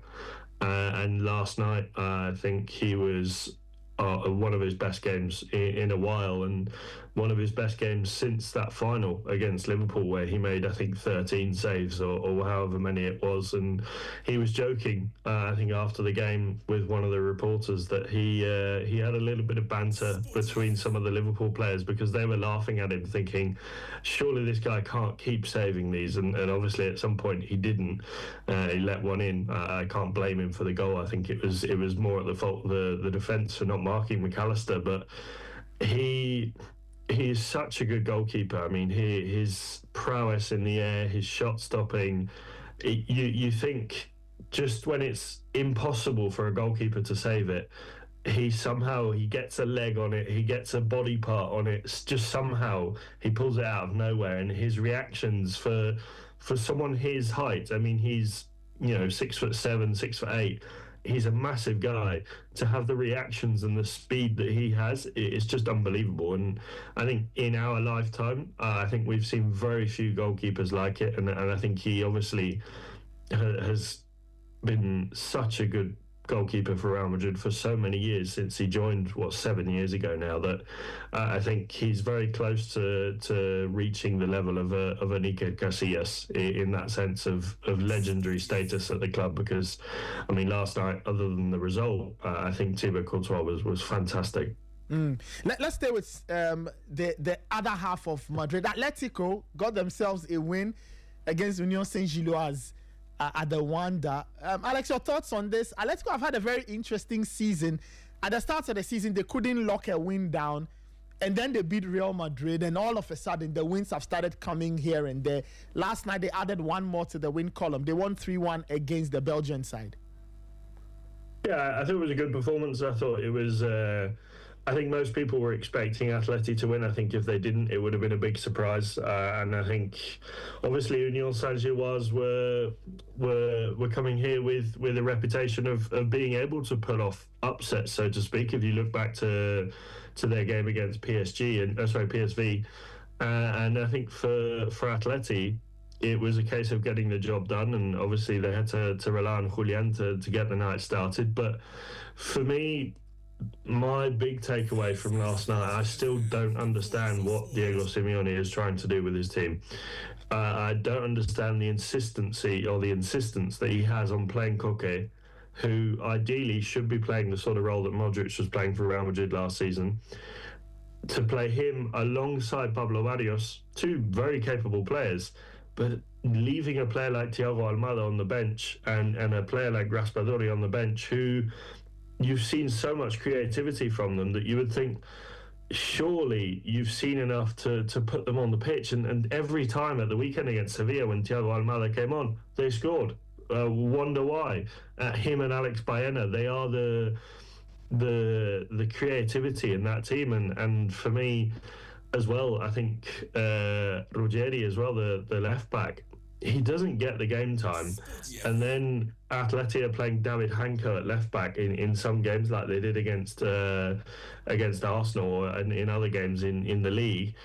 And then you wonder, well, why isn't the defence performing up to level? If you've got a left back that can play to that level, give him the chance to prove himself. But he's been sat on the bench for the last 2 months. So I just continue to be baffled by what Simeone is trying to do. And he signs all these new players. He signs, yes, Baena is now starting most games, but you bring in a player like Thiago Almada, who's got such creative freedom. He's such a good player on the ball. His technical ability, he's such a joy to watch, but he's sat on the bench most weeks. And I just don't understand it. And I think as well, yes, I know there's a certain romance to it with Griezmann and obviously reaching his 200th La Liga goal on the weekend against Sevilla. But I still don't. I mean, I think when you've got players on the bench that are younger, fresher, keener, more energetic, quicker, bring Griezmann on for the last 20 minutes. He is that sort of player. I'm still baffled a little bit by Simeone's selection process. Interesting stuff. Well, Diego Simeone baffles me too. Sometimes I wonder why he puts out the teams he puts out, but last night they got them the result. Let's go to France. Michael, let me come to you. Paris Saint-Germain won, Bayern Munich 2. Bayern Munich 16/16 now. 16 straight games. For PSG, it was a bit of a major hiccup. They lost at home for the very first time in the Champions League in a while. Your thoughts on that? Paris Saint-Germain just couldn't find anything. It was Bayern Munich who walked away with all the points. I remember speaking about this game yesterday. Yeah. Where I told you that I don't think PSG have the physicality. You did mention the physical part. The intensity to play a game like this. You check the level where Bayern is now. They've peaked very early at the start of this season.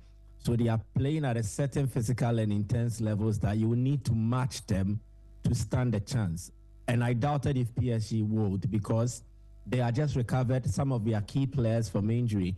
someone like Marquinhos, you check his part in the second goal that Diaz scored. Oh yeah, Clearly not aware of he was his so environment. so guilty of falling asleep. He was just not ready physically, and then Diaz had to just profit from the incident. You would have to commend him for his press, his aggression, and then after winning the ball, the composure to take his time and slot the ball into the net. The first goal from similar instances, PSG looked like they are recovered players, but I don't think they were much ready. They were very fit for a game of this nature.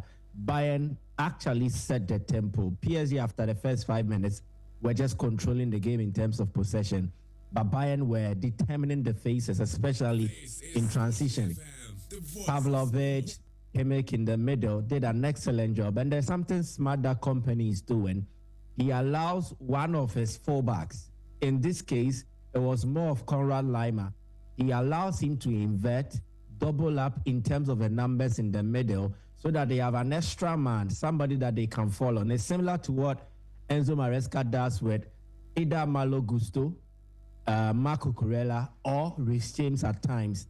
Always have an extra man in the middle. And Chelsea utilized such an approach against PSG in the Club World Cup final, and it worked to perfection. I think that is something that Bayern decided to do. And I told you yesterday again that company is that shrewd tactician. We all know what Luis Enrique will do. He will love to control the game. He will love to dictate how the game should be played. But for company and the likes of Maresca, from what I've seen from them, yeah, they play possessive football. They love their teams to have possession. But there is a certain dynamics to how they operate. They adapt to opponents and how the opponents play. And then they look out for loopholes within the system of the opponent. And then they capitalize on it. And that is what company did. And bless me, he had the tools, he had the resources to go into a game like this and get the results. It was not a vintage Hurricane performance, but he was effective. I think the best attacker on the night for Bayern was Michael Olise. It's unfortunate that he did not get a goal, but it was about how he integrated well into the middle and then the attack. He was much more like the connection that Bayern needed. He had extra dimensions to his game. Olise gets the ball and he can take you 1v1 and outwit you. He gets the ball and then he can pass his way through, use some 1-2 build-ups, and then by the time you realize he has already covered a lot of grounds and then is attacking you. He is that brilliant attacker. And then he made it a bit confusing for the Paris Saint-Germain left side.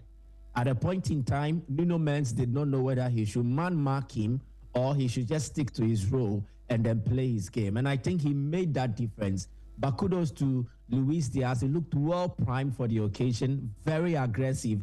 And his aggression, I think, got a better part of him when he had to tackle Achraf Hakimi in that manner. But I think that red card was a bit harsh, in my opinion. If you check in the Club World Cup game, that Donnarumma had to break the calf bone of Jamal Musiala and still escape without anything. And then in this instance, the intention of Diaz was simply to win the ball. I think the referee was thrown into a bit of a confusing end because of how Achraf Hakimi reacted to it, his injury withdrawal, and then the referee decided to have a relook, and then as a compensation for Paris Saint-Germain, decided to send Luis Diaz off. But I think a yellow card would have surfaced, and the red card, to me, was a bit harsh. But to top it off, I heard Alex discuss Thibaut Courtois. He can also speak same for Manuel Neuer. Yeah. Excellent goalkeeper. He showed that with goalkeepers, when they are fit and they are ready, the experience will come to bear. Because in the second half, when PSG had that numerical advantage and then they were creating loads of chances, the point of frustration for them was Manuel Neuer. He was on end to put a save where necessary. And then his game management tactics. Whenever the ball went out of play, he had to restart play. He killed the tempo, the momentum that PSG had gathered. And I think he played a crucial role in ensuring that Bayern left the game victorious. So it was a top Bayern Munich performance and then a demonstration that if perhaps we are taking things lightly with what Bayern has done because they play in the German Bundesliga and because it is Vincent company, maybe we need to take them serious. Defensively, they are astute.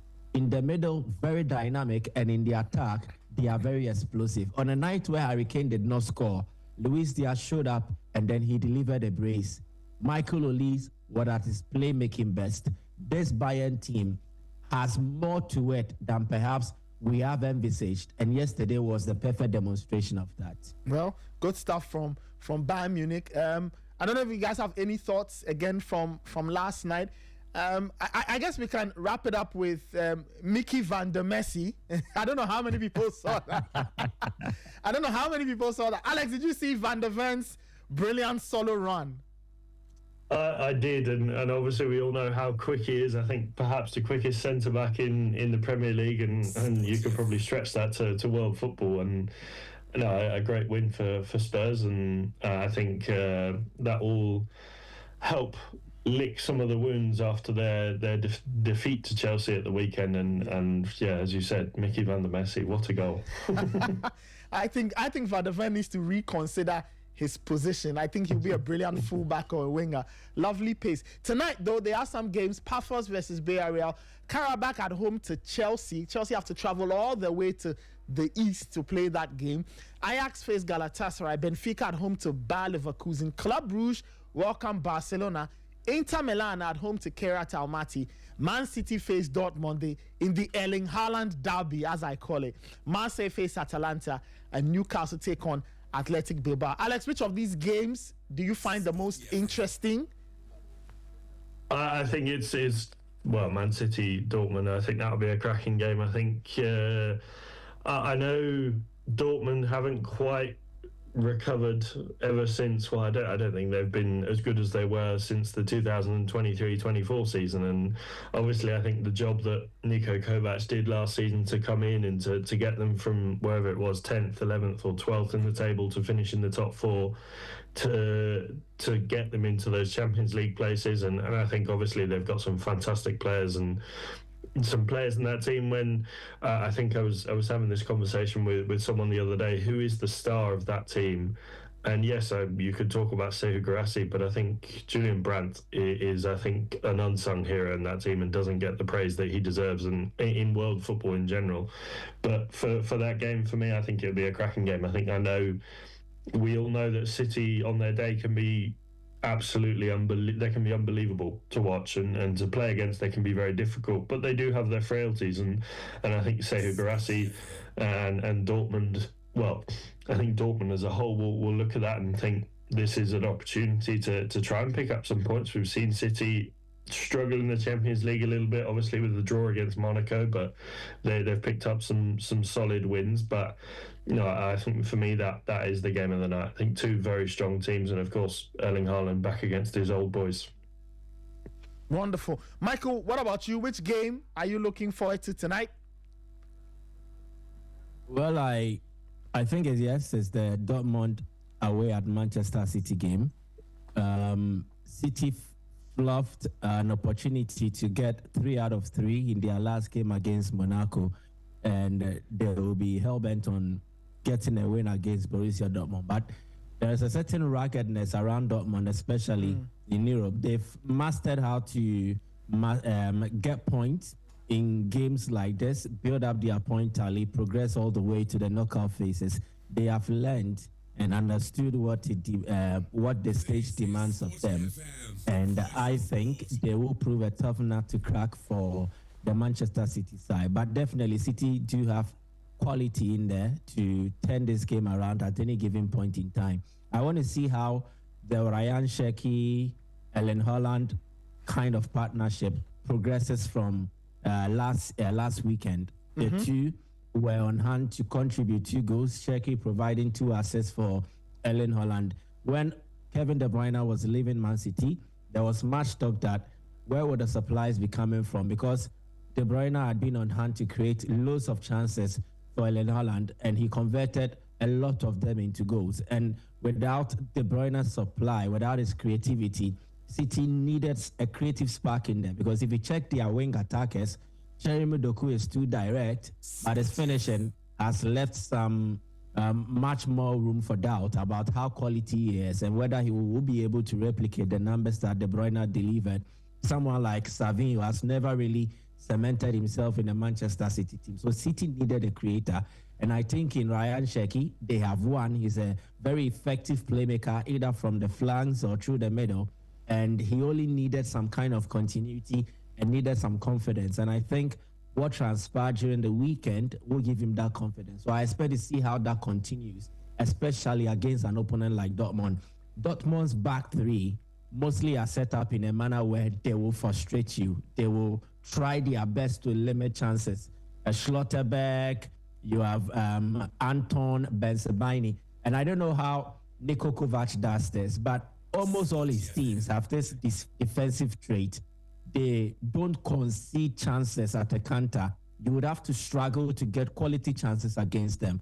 And I think City would need to be at their creative best to fashion out ways of breaking the Dortmund defensive line. If they're able to do that, they have one of the greatest finishers in the game to just put the finishing touches to these chances, and that is in Erling Haaland. And it looks like he's had a good run ever since he left Dortmund. Almost any time he missed them, he gets on the score sheet. So it looks like Man City are the favorite, but the kind of approach Dortmund will bring into this game will likely make it more difficult to predict. But I would want to go out for Manchester City, and it won't be easy, but definitely they have the quality to outwit Borussia Dortmund, especially if push gets to shove and they have to trust on their bench to come and turn the game around for them. Well, Man City are in good form. Let's see what happens. Guys, before I let you go, let me take thoughts on your dear Chelsea. Chelsea play at 5:45 or 17:45 GMT.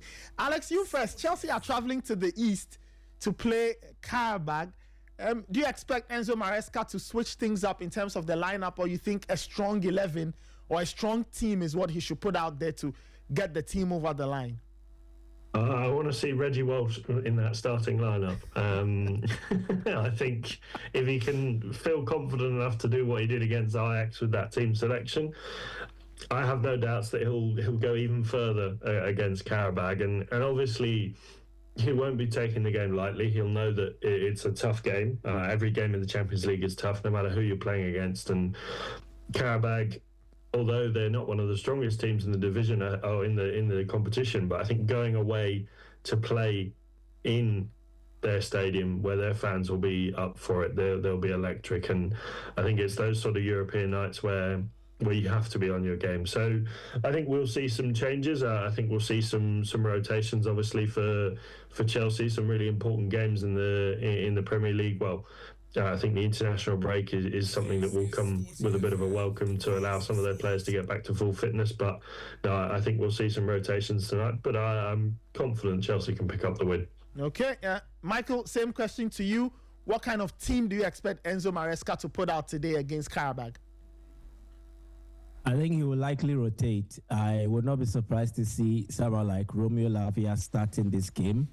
I don't know how much of minute he will give Moises Caicedo, judging by his exertions in the game against Spurs. After this game, Chelsea have a home match against Wolves, so there will be rotations. But one area I really think he will change has to do with the defense. I don't think Wesley Fofana is ready for two games in the space of 5 days. I don't think he's ready for that. And after taking such a long travel, Chelsea, I think, will have to travel like 2,500 miles from London all the way to Karabakh and then face them. So Maresca will have this in mind. He will do some rotations, but he will still want to select a very competitive team and then get his win. I think it's a game that he will try to control. It's a game that he will try to manage efficiently. And if he gets a slim win, he will be happy with that. So I don't expect much of a full-strength Chelsea team, a more balanced Chelsea team, laden with youth, inexperience, and then some of the top players in the side being blended together to deliver on the night for them. So that is what I'm looking forward to. Okay. Maresca doing. Okay, that game is part of the first, it's part of two early kickoffs. Pafos taking on Villarreal and Karabakh taking on Chelsea. Guys, let me thank you so much. Alex, thank you so much. I'm sure we'll speak again soon. We need to bring you back because it's been ages. But yeah, thank you so much. Enjoy the rest of your day. Michael, thank you so much. We'll catch up tomorrow Alex, if you're available tomorrow, you can join us to review everything that happens tonight. Inter Milan are in action, Man City, Newcastle, Barcelona. So I'd love to hear what the vibe in Spain is after Club Brugge take on Barcelona. So, Alex, I'm sure we'll catch up tomorrow. If not, pleasure to speak to you. Wonderful, Alex. Enjoy the rest of your day. Michael, thank you so much. Enjoy the rest of your day too. But Michael, before I let you leave, I don't know if you've heard the episode in South Africa. Michael, have you heard the explanation that the South Africans have given to why Teboho Mokoena? And I remember that when I posted it on social media with a Sporty news card, and someone was asking, okay, so why did the player also not remember that he had been yellow carded? And I explained to him that if you know how the World Cup qualifiers are played, the time frame, definitely you will understand this. There's a player who plays for his clubs. The demand to perform is very high. It's not like they play today and then they play tomorrow as regards the World Cup qualifiers. They can play a game today and then it would take them like 3 months, 4 months before they have to play again. And then this coincided with them playing also in the AFCON qualifiers as well. So definitely the player will likely forget. And these are reasons why we get team managers to be part of the setup. We get them very close to the dugout so that they can take some of these notes, players and their eligibility in future games, judging by what happens in the game that is being played. And for the team manager to give a flimsy excuse that he was out fetching ice is a bit baffling. And I think it should not be happening at this level. Trust me. If he was in Ghana, he would have lost his job even before they conduct that inquiry into how they had to be docked points for fielding an ineligible player. This is just incompetence. He did not do his job very well, and it nearly cost South Africa a place at the FIFA World Cup. And I think something has got to give. And if it will mean him losing his role, I don't think it fits enough to be in there. It's not the first time this is happening regarding South Africa. So I think they also need to look deeper into it and get competent people on board. You can't give the excuse that you were out fetching ice. Then what happens to the other people on the team who are responsible for this? Is it that there was a lack of trust or something? I think the explanation or the reasons given are not salient enough for me. And I think, yes, something has got to give. They need to just do away with him. It nearly cost them the World Cup. They will not want to take the same person to the World Cup, and then the consequences might be more drastic. So, yeah, they should just part company with him. Maybe they can relegate him to some of their age or juvenile national teams. But when it comes to the senior national football team, I think it should be serious people and competent people who are employed to do their job. Well, interesting thoughts there. Michael, thanks for that. We'll put you back to talk a bit about the U17 World Cup. But for our listeners, let me play that audio clip for you. This is Gayton McKenzie.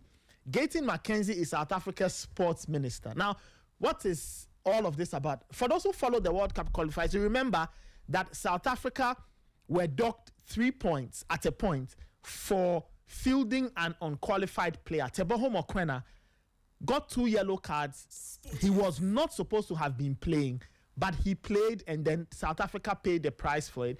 He got docked 3 points. Ultimately, it wasn't fatal because South Africa made it to the World Cup 2026 anyway. But yesterday, Gayton McKenzie, South Africa's sports minister, held a press conference where he explained how all of this happened. Okay? He says it is an error, but he says there's a bigger problem with how the South African national team works. He says the workers are strained. He says they are doing too much, right? Too much work, and that is how come they got themselves into this pickle. So let's listen to Gayton McKenzie, who is South Africa's sports minister, explaining exactly what went wrong and how they almost lost their way to the World Cup because of an administrative error. The report confirms that this was not an act of negligence or sabotage, but rather a strange and highly unusual set of coincidences. The 2 yellow cards issued to Teboho Mokoena came 16 months apart, an almost unheard of gap. Team manager Vincent Teka who has taken responsibility for the oversight despite numerous extenuating circumstances. He was not present when the second card was issued, as he has left the field to fetch ice for the players. That extraordinary coincidence tells us something deeper, that our national team is operating under immense strain with far too few hands doing far too much work. Despite the tremendous progress on the field and positive results, Bafana are still under-resourced. That's the uncomfortable truth.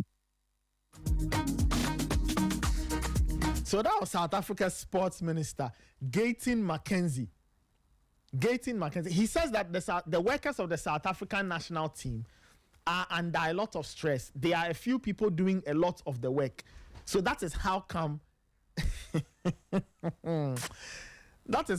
this said gentleman, he's called I'm trying to find his name. I think it's Vincent Seka, I think. Yes, Vincent Seka.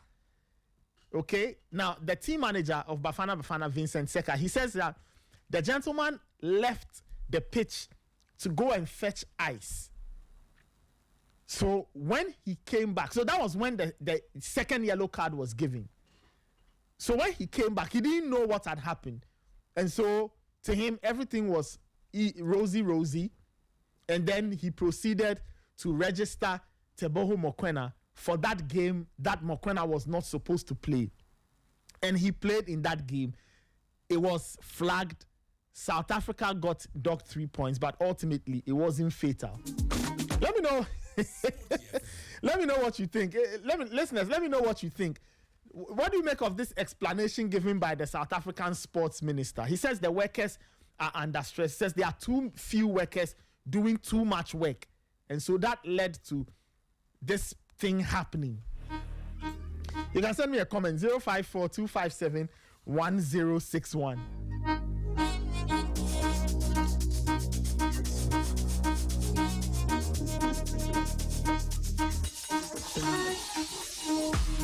The Under-17 World Cup is happening in Qatar. I'm sure several people have been asking, so why is Ghana not there? Well, Ghana didn't qualify for the Under-17 AFCON, which was, I think, last year's Under-17 AFCON.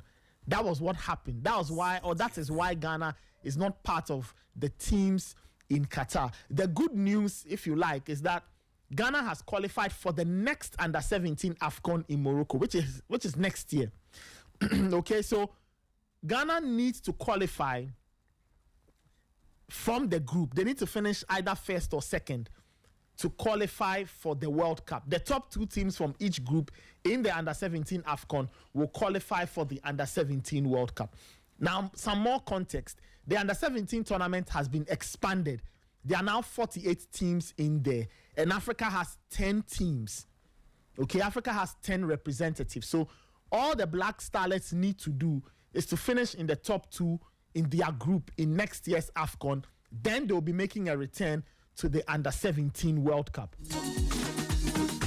So that should clear things up. But in this year's competition, which is being played in Qatar, yesterday Michael explained the new development to the Under-17 World Cup.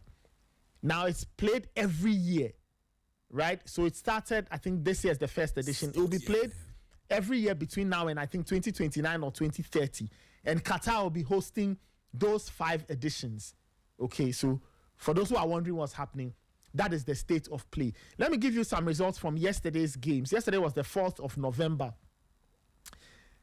Indonesia 1, Zambia 3, North Korea 5, El Salvador 0, England 0, Venezuela 3, Germany 1, Colombia 1, Haiti 1, Egypt 4, Mexico 1, South Korea 2, Brazil 7, Honduras 0, Cote d'Ivoire 1, Switzerland 4, and Qatar, Italy, that was played on the 3rd. So the results again, Indonesia 1, Zambia 3, North Korea 5, El Salvador 0, England 0, Venezuela 3, Germany 1, Colombia 1, Haiti 1, Egypt 4, Mexico 1, South Korea 2, Brazil 7, Honduras 0, and Cote d'Ivoire 1, Switzerland 4. 4. So those are the results from the Under-17 World Cup currently being played in Qatar. Michael Asaribodo is still on with me.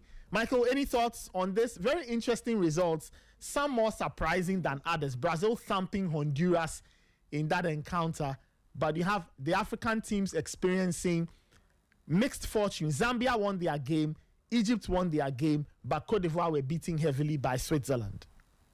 Exactly, and for the African reps, I think so far it's been South Africa, Tunisia. Tunisia beat Fiji by 6-0. South Africa also won 3-1. I think against Bolivia. Zambia won yesterday, as you rightly mentioned, and then also the case of Tunisia. But for Ivory Coast, for Morocco, they've lost their opening games, and maybe the likes of Burkina Faso. Burkina Faso is actually a reason Ghana is not at this tournament. They really did it to us during the Wafu Zombie, and then we failed to qualify. And so maybe they will do Africa proud when they also play against Indonesia today. And let's see what happens regarding that. But there is one story that's actually struck me, and I think Ghana had a similar storyline with a certain club that devoted itself to producing young talent to the juvenile national teams. At a point in time, there was Liberty Professionals, and they consistently gave us top talent to represent either the under-17, which is a Black Starlet, or the under-20, which is a Black Starlight. It is due to Liberty that we had the likes of Daniel Ajay, Derek Boateng, Michael Essien, and the list goes on. It is to tell you that if you have a certain club that devotes itself to such purpose, it helps in the development stage of football and also helps in the production of talent to the junior national teams. And I think one club in Argentina is doing this, Argentinos Juniors. And I don't know if it is just a sheer coincidence, but Argentinos Juniors have been producing junior talent for Argentina's junior national teams. And they've been doing this right from the old days. They produced Diego Armando Maradona, they produced Sergio Batista, they produced Claudio Borghi, and these are players who were instrumental in the success of Argentina's football history. They played at their juvenile national teams, but the biggest stage they played in and then delivered was in 1986 when Argentina won the FIFA World Cup. Yep. All three in players Mexico. were part. Exactly. Now, the current coach of Argentina's under-17 national side, Diego Placente, is also a former player of Argentinos Juniors. And for this tournament, they have contributed 5 players to come represent them in the competition. And in their first game against Belgium, the coach had to throw in some of these names, and then they came to transform the game. Facundo Janikowski is from Argentinos Juniors. He came on, he led Argentina's comeback. They were down by 2-1 at a point in time against Belgium, and he came to help transform the game. Against Santiago Silveira, he provided an assist in the game against Belgium. He's also from Argentinos Juniors. Then there is Gaston Buhier and also Ramiro Tulian. So if you look through the list, they've contributed 5, and no single club in Argentina have been able to produce this. And it only reminded me of what Liberty Professionals used to do when it had to do with Ghana's under-17 sides. How many clubs are now doing that to help the national under-17 and the national U20? I think it is something that we can discuss later. For Brazil, they have seen this as an opportunity to equal Nigeria. You know, Nigeria are the most successful side when it has to do with the under-17 World Cup. They've won it 5 times. Yes. In the absence of Nigeria, Brazil, who are on 4, wants to win this edition and then equal Nigeria's tally. And they started in remarkable fashion. I caught glimpses of their game yesterday. There is one striker in their team by the name of Dell as in Dell Computer. He scored 2 goals yesterday. He scored 2 goals for them yesterday. And he plays similarly to what a typical Ricardo Izexen dos Santos later would do, Kaka. He's similar to Kaka. Yep. So he gave me, he made me reminisce like the good old days with Kaka. That is how Dell plays. And you would have to watch him. And I think already he's in the running to be looked at as one of the most exciting players to watch in this competition. But we would just have to hope that the African countries who play today will do us good. There is Burkina Faso playing against Burkina are playing against the USA's under-17 side. Mali will also play New Zealand, and Mali are mostly one of the teams that impress when they come to this stage. They went to the final when Victor Osimhen powered Nigeria to the title, and Osimhen also scored 10 goals in the competition to make history. So I think with them being back at the stage, they will definitely want to prove themselves. And then there is Canada against Uganda. This is the first ever time that Uganda will play in any FIFA organized competition. And maybe the nerves will settle in. And I don't think Lai Kingston will play a role here because as at the time he was appointed, this team were already far advanced with their preparations and everything. So I think he will not be part of the coaching setup. But I expect to see some improvement from the African teams. Burkina against USA will be tough, but I want to trust in the physicality and then the spacey nature of Burkina Faso's game, and maybe it helps them to get a result that is decent. Canada against Uganda. Canada have tapped into how USA are able to draw talents into their side. In recent times, if you've been monitoring the talents that have come through the stables in the Canada football system, they are mostly children of migrants, people who immigrated to Canada to settle there, live their lives. It is just like it follows the trajectory of the Alfonso Davises, the Jonathan David. I think that is what Canada is looking at doing because they feel if they use the typical Canadians, those who belong to the French side and even the English side, they might not get enough quality. But if they blend it and make it a multicultural side, then they will have talent who will come in and then they will deliver quality. So I think that Canada have a very decent team, but how much of a fight can Uganda take to them? And that will also be an interesting game to watch out for. And so let's see what happens, but I'm wishing the African sides the best of luck. Well, in terms of the full fixture list for today, Panama face Ireland, Tajikistan, they take on the Czech Republic, Paraguay come up against Uzbekistan, Austria face Saudi Arabia, Mali will be taking on New Zealand, and you've got, Mali, New Zealand, yes, USA, Burkina Faso, Canada versus Uganda, and France will be taking on Chile. So that's the lowdown from the Under-17 World Cup. Let's wrap it up with the tables as they are for those who are wondering what all of this means in terms of the table. South Africa in Group A, 3 points. Italy, 3 points. Qatar, Bolivia, 0 points. In Group B, Portugal, 3 points. Japan, 3 points. Morocco and New Caledonia, no point. In Group C, UAE, Costa Rica, Senegal, and Croatia all have 1 point each. In Group D, Tunisia and Argentina, 3 points each. Belgium and Fiji on 0. And then Group E, Egypt and Venezuela both on 3. Haiti on 0 points. England on 0 points. And then in Group F, Switzerland and South Korea on 3 points. Mexico and Cote d'Ivoire on 0. And then Group G, North Korea on 3 points. Germany and Colombia 1 each. El Salvador 0. In Group H, Brazil and Zambia have 3 points each. Indonesia and Honduras 0 points.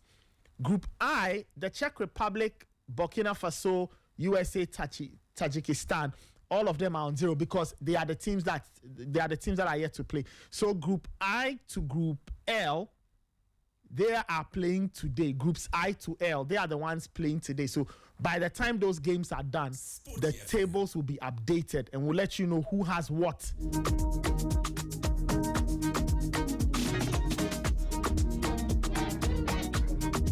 9:39. This is the Sporty Breakfast. We'll be wrapping up in a bit. Michael, I didn't get your thoughts on the very first topic that I raised on the show. The president's directive to the Auditor General to look into the All Africa Games expenditure and the finances, concerning that event. What do you make of that call made by the president yesterday? I think it's a welcome call. It is something that we need, and it would likely satisfy one of two things as to whether funds were misappropriated and that budgets were inflated for the competition, or it would just bring into being the reality and then clarify a lot of the misconceptions out there. On face value, it sounds outrageous looking at the kind of amounts that were attributed to certain cost elements. For instance, if you say you spent more than $4 million on accreditation, you used $1 million to print accreditation tax, it looks a bit more baffling. But then again, we need to ascertain exactly how this went. And then even in the awarding of contracts, who were given these kind of contracts, how were they selected, and why did they get them? And I think an exercise like this will provide answers to a lot of these questions. The renovation or the conversion of these halls at the University of Ghana into the athletes' village and the cost factor attributed to it, it was the cost element attributed to it was $60 million. And then right in the aftermath of the games, when the students returned to campus, I think there were news items that went viral that when it rains, some sections of these halls that were refurbished for the games were actually leaking. The roofs were leaking. Some of the air conditioners were not functioning. And a whole lot of complaints came out in the aftermath of the game. So was it monies well spent? Did they actually spend these sums of money on the elements or the cost elements that they cited? We will need to find the truth in all these things. And one particular thing has to do with the awarding of contracts. Who were the contracts awarded to and how were they selected? And I think this audit process is necessary to put to bed concerns about how much we spent and how exactly we spent it and whether we really did spend them. And I think it will make a lot of Ghanaians come to the understanding in this. But I think a lot of people have lost faith in how things are done here. And the whole political circus that some of these things turns out to be.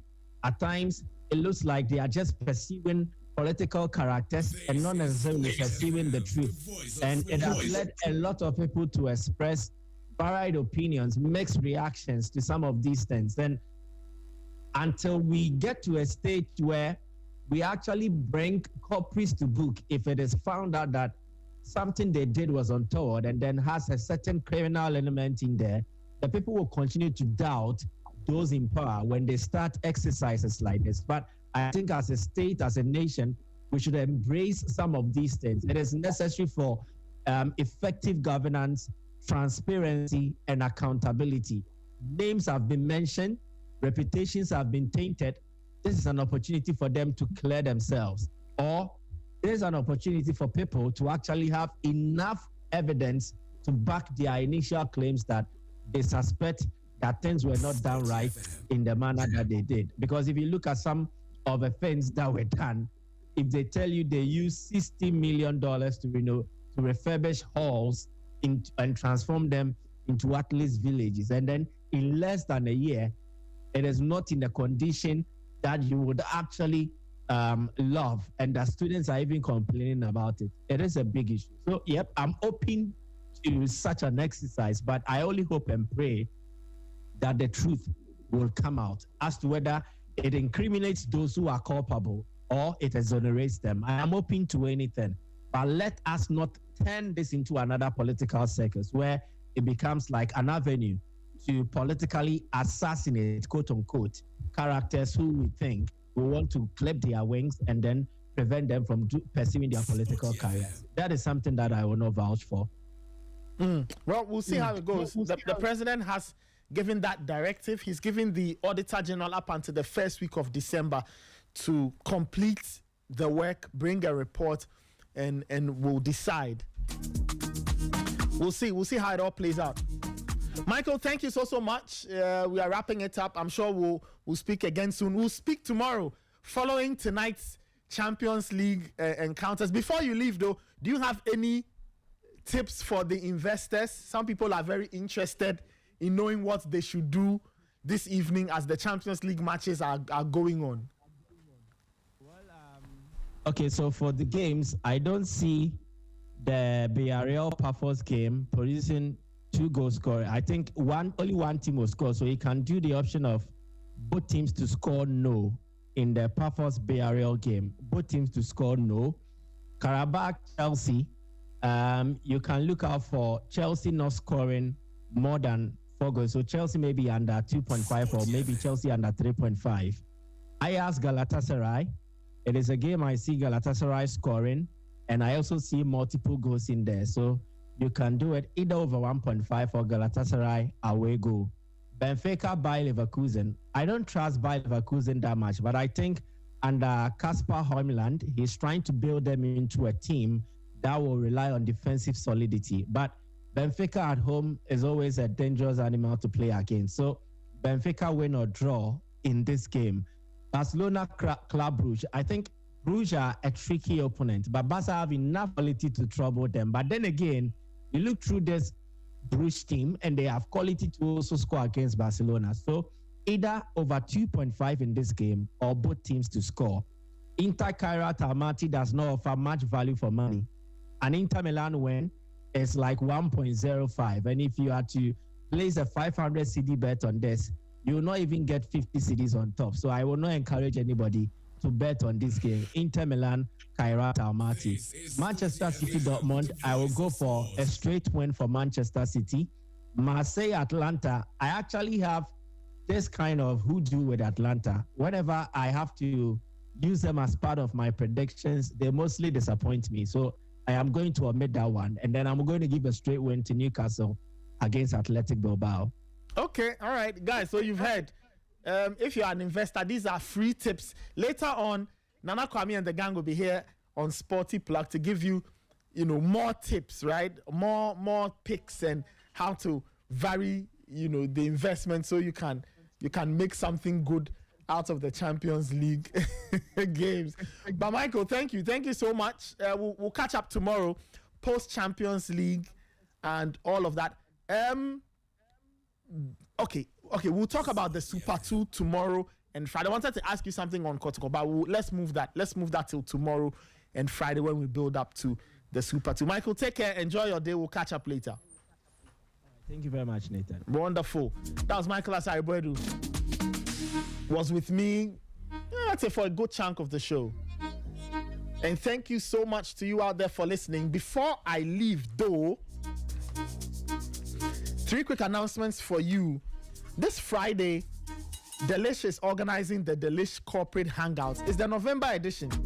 The ultimate after-work experience that blends good food, great music, and even better company. Play games like Ludo, cards, Uno, and more.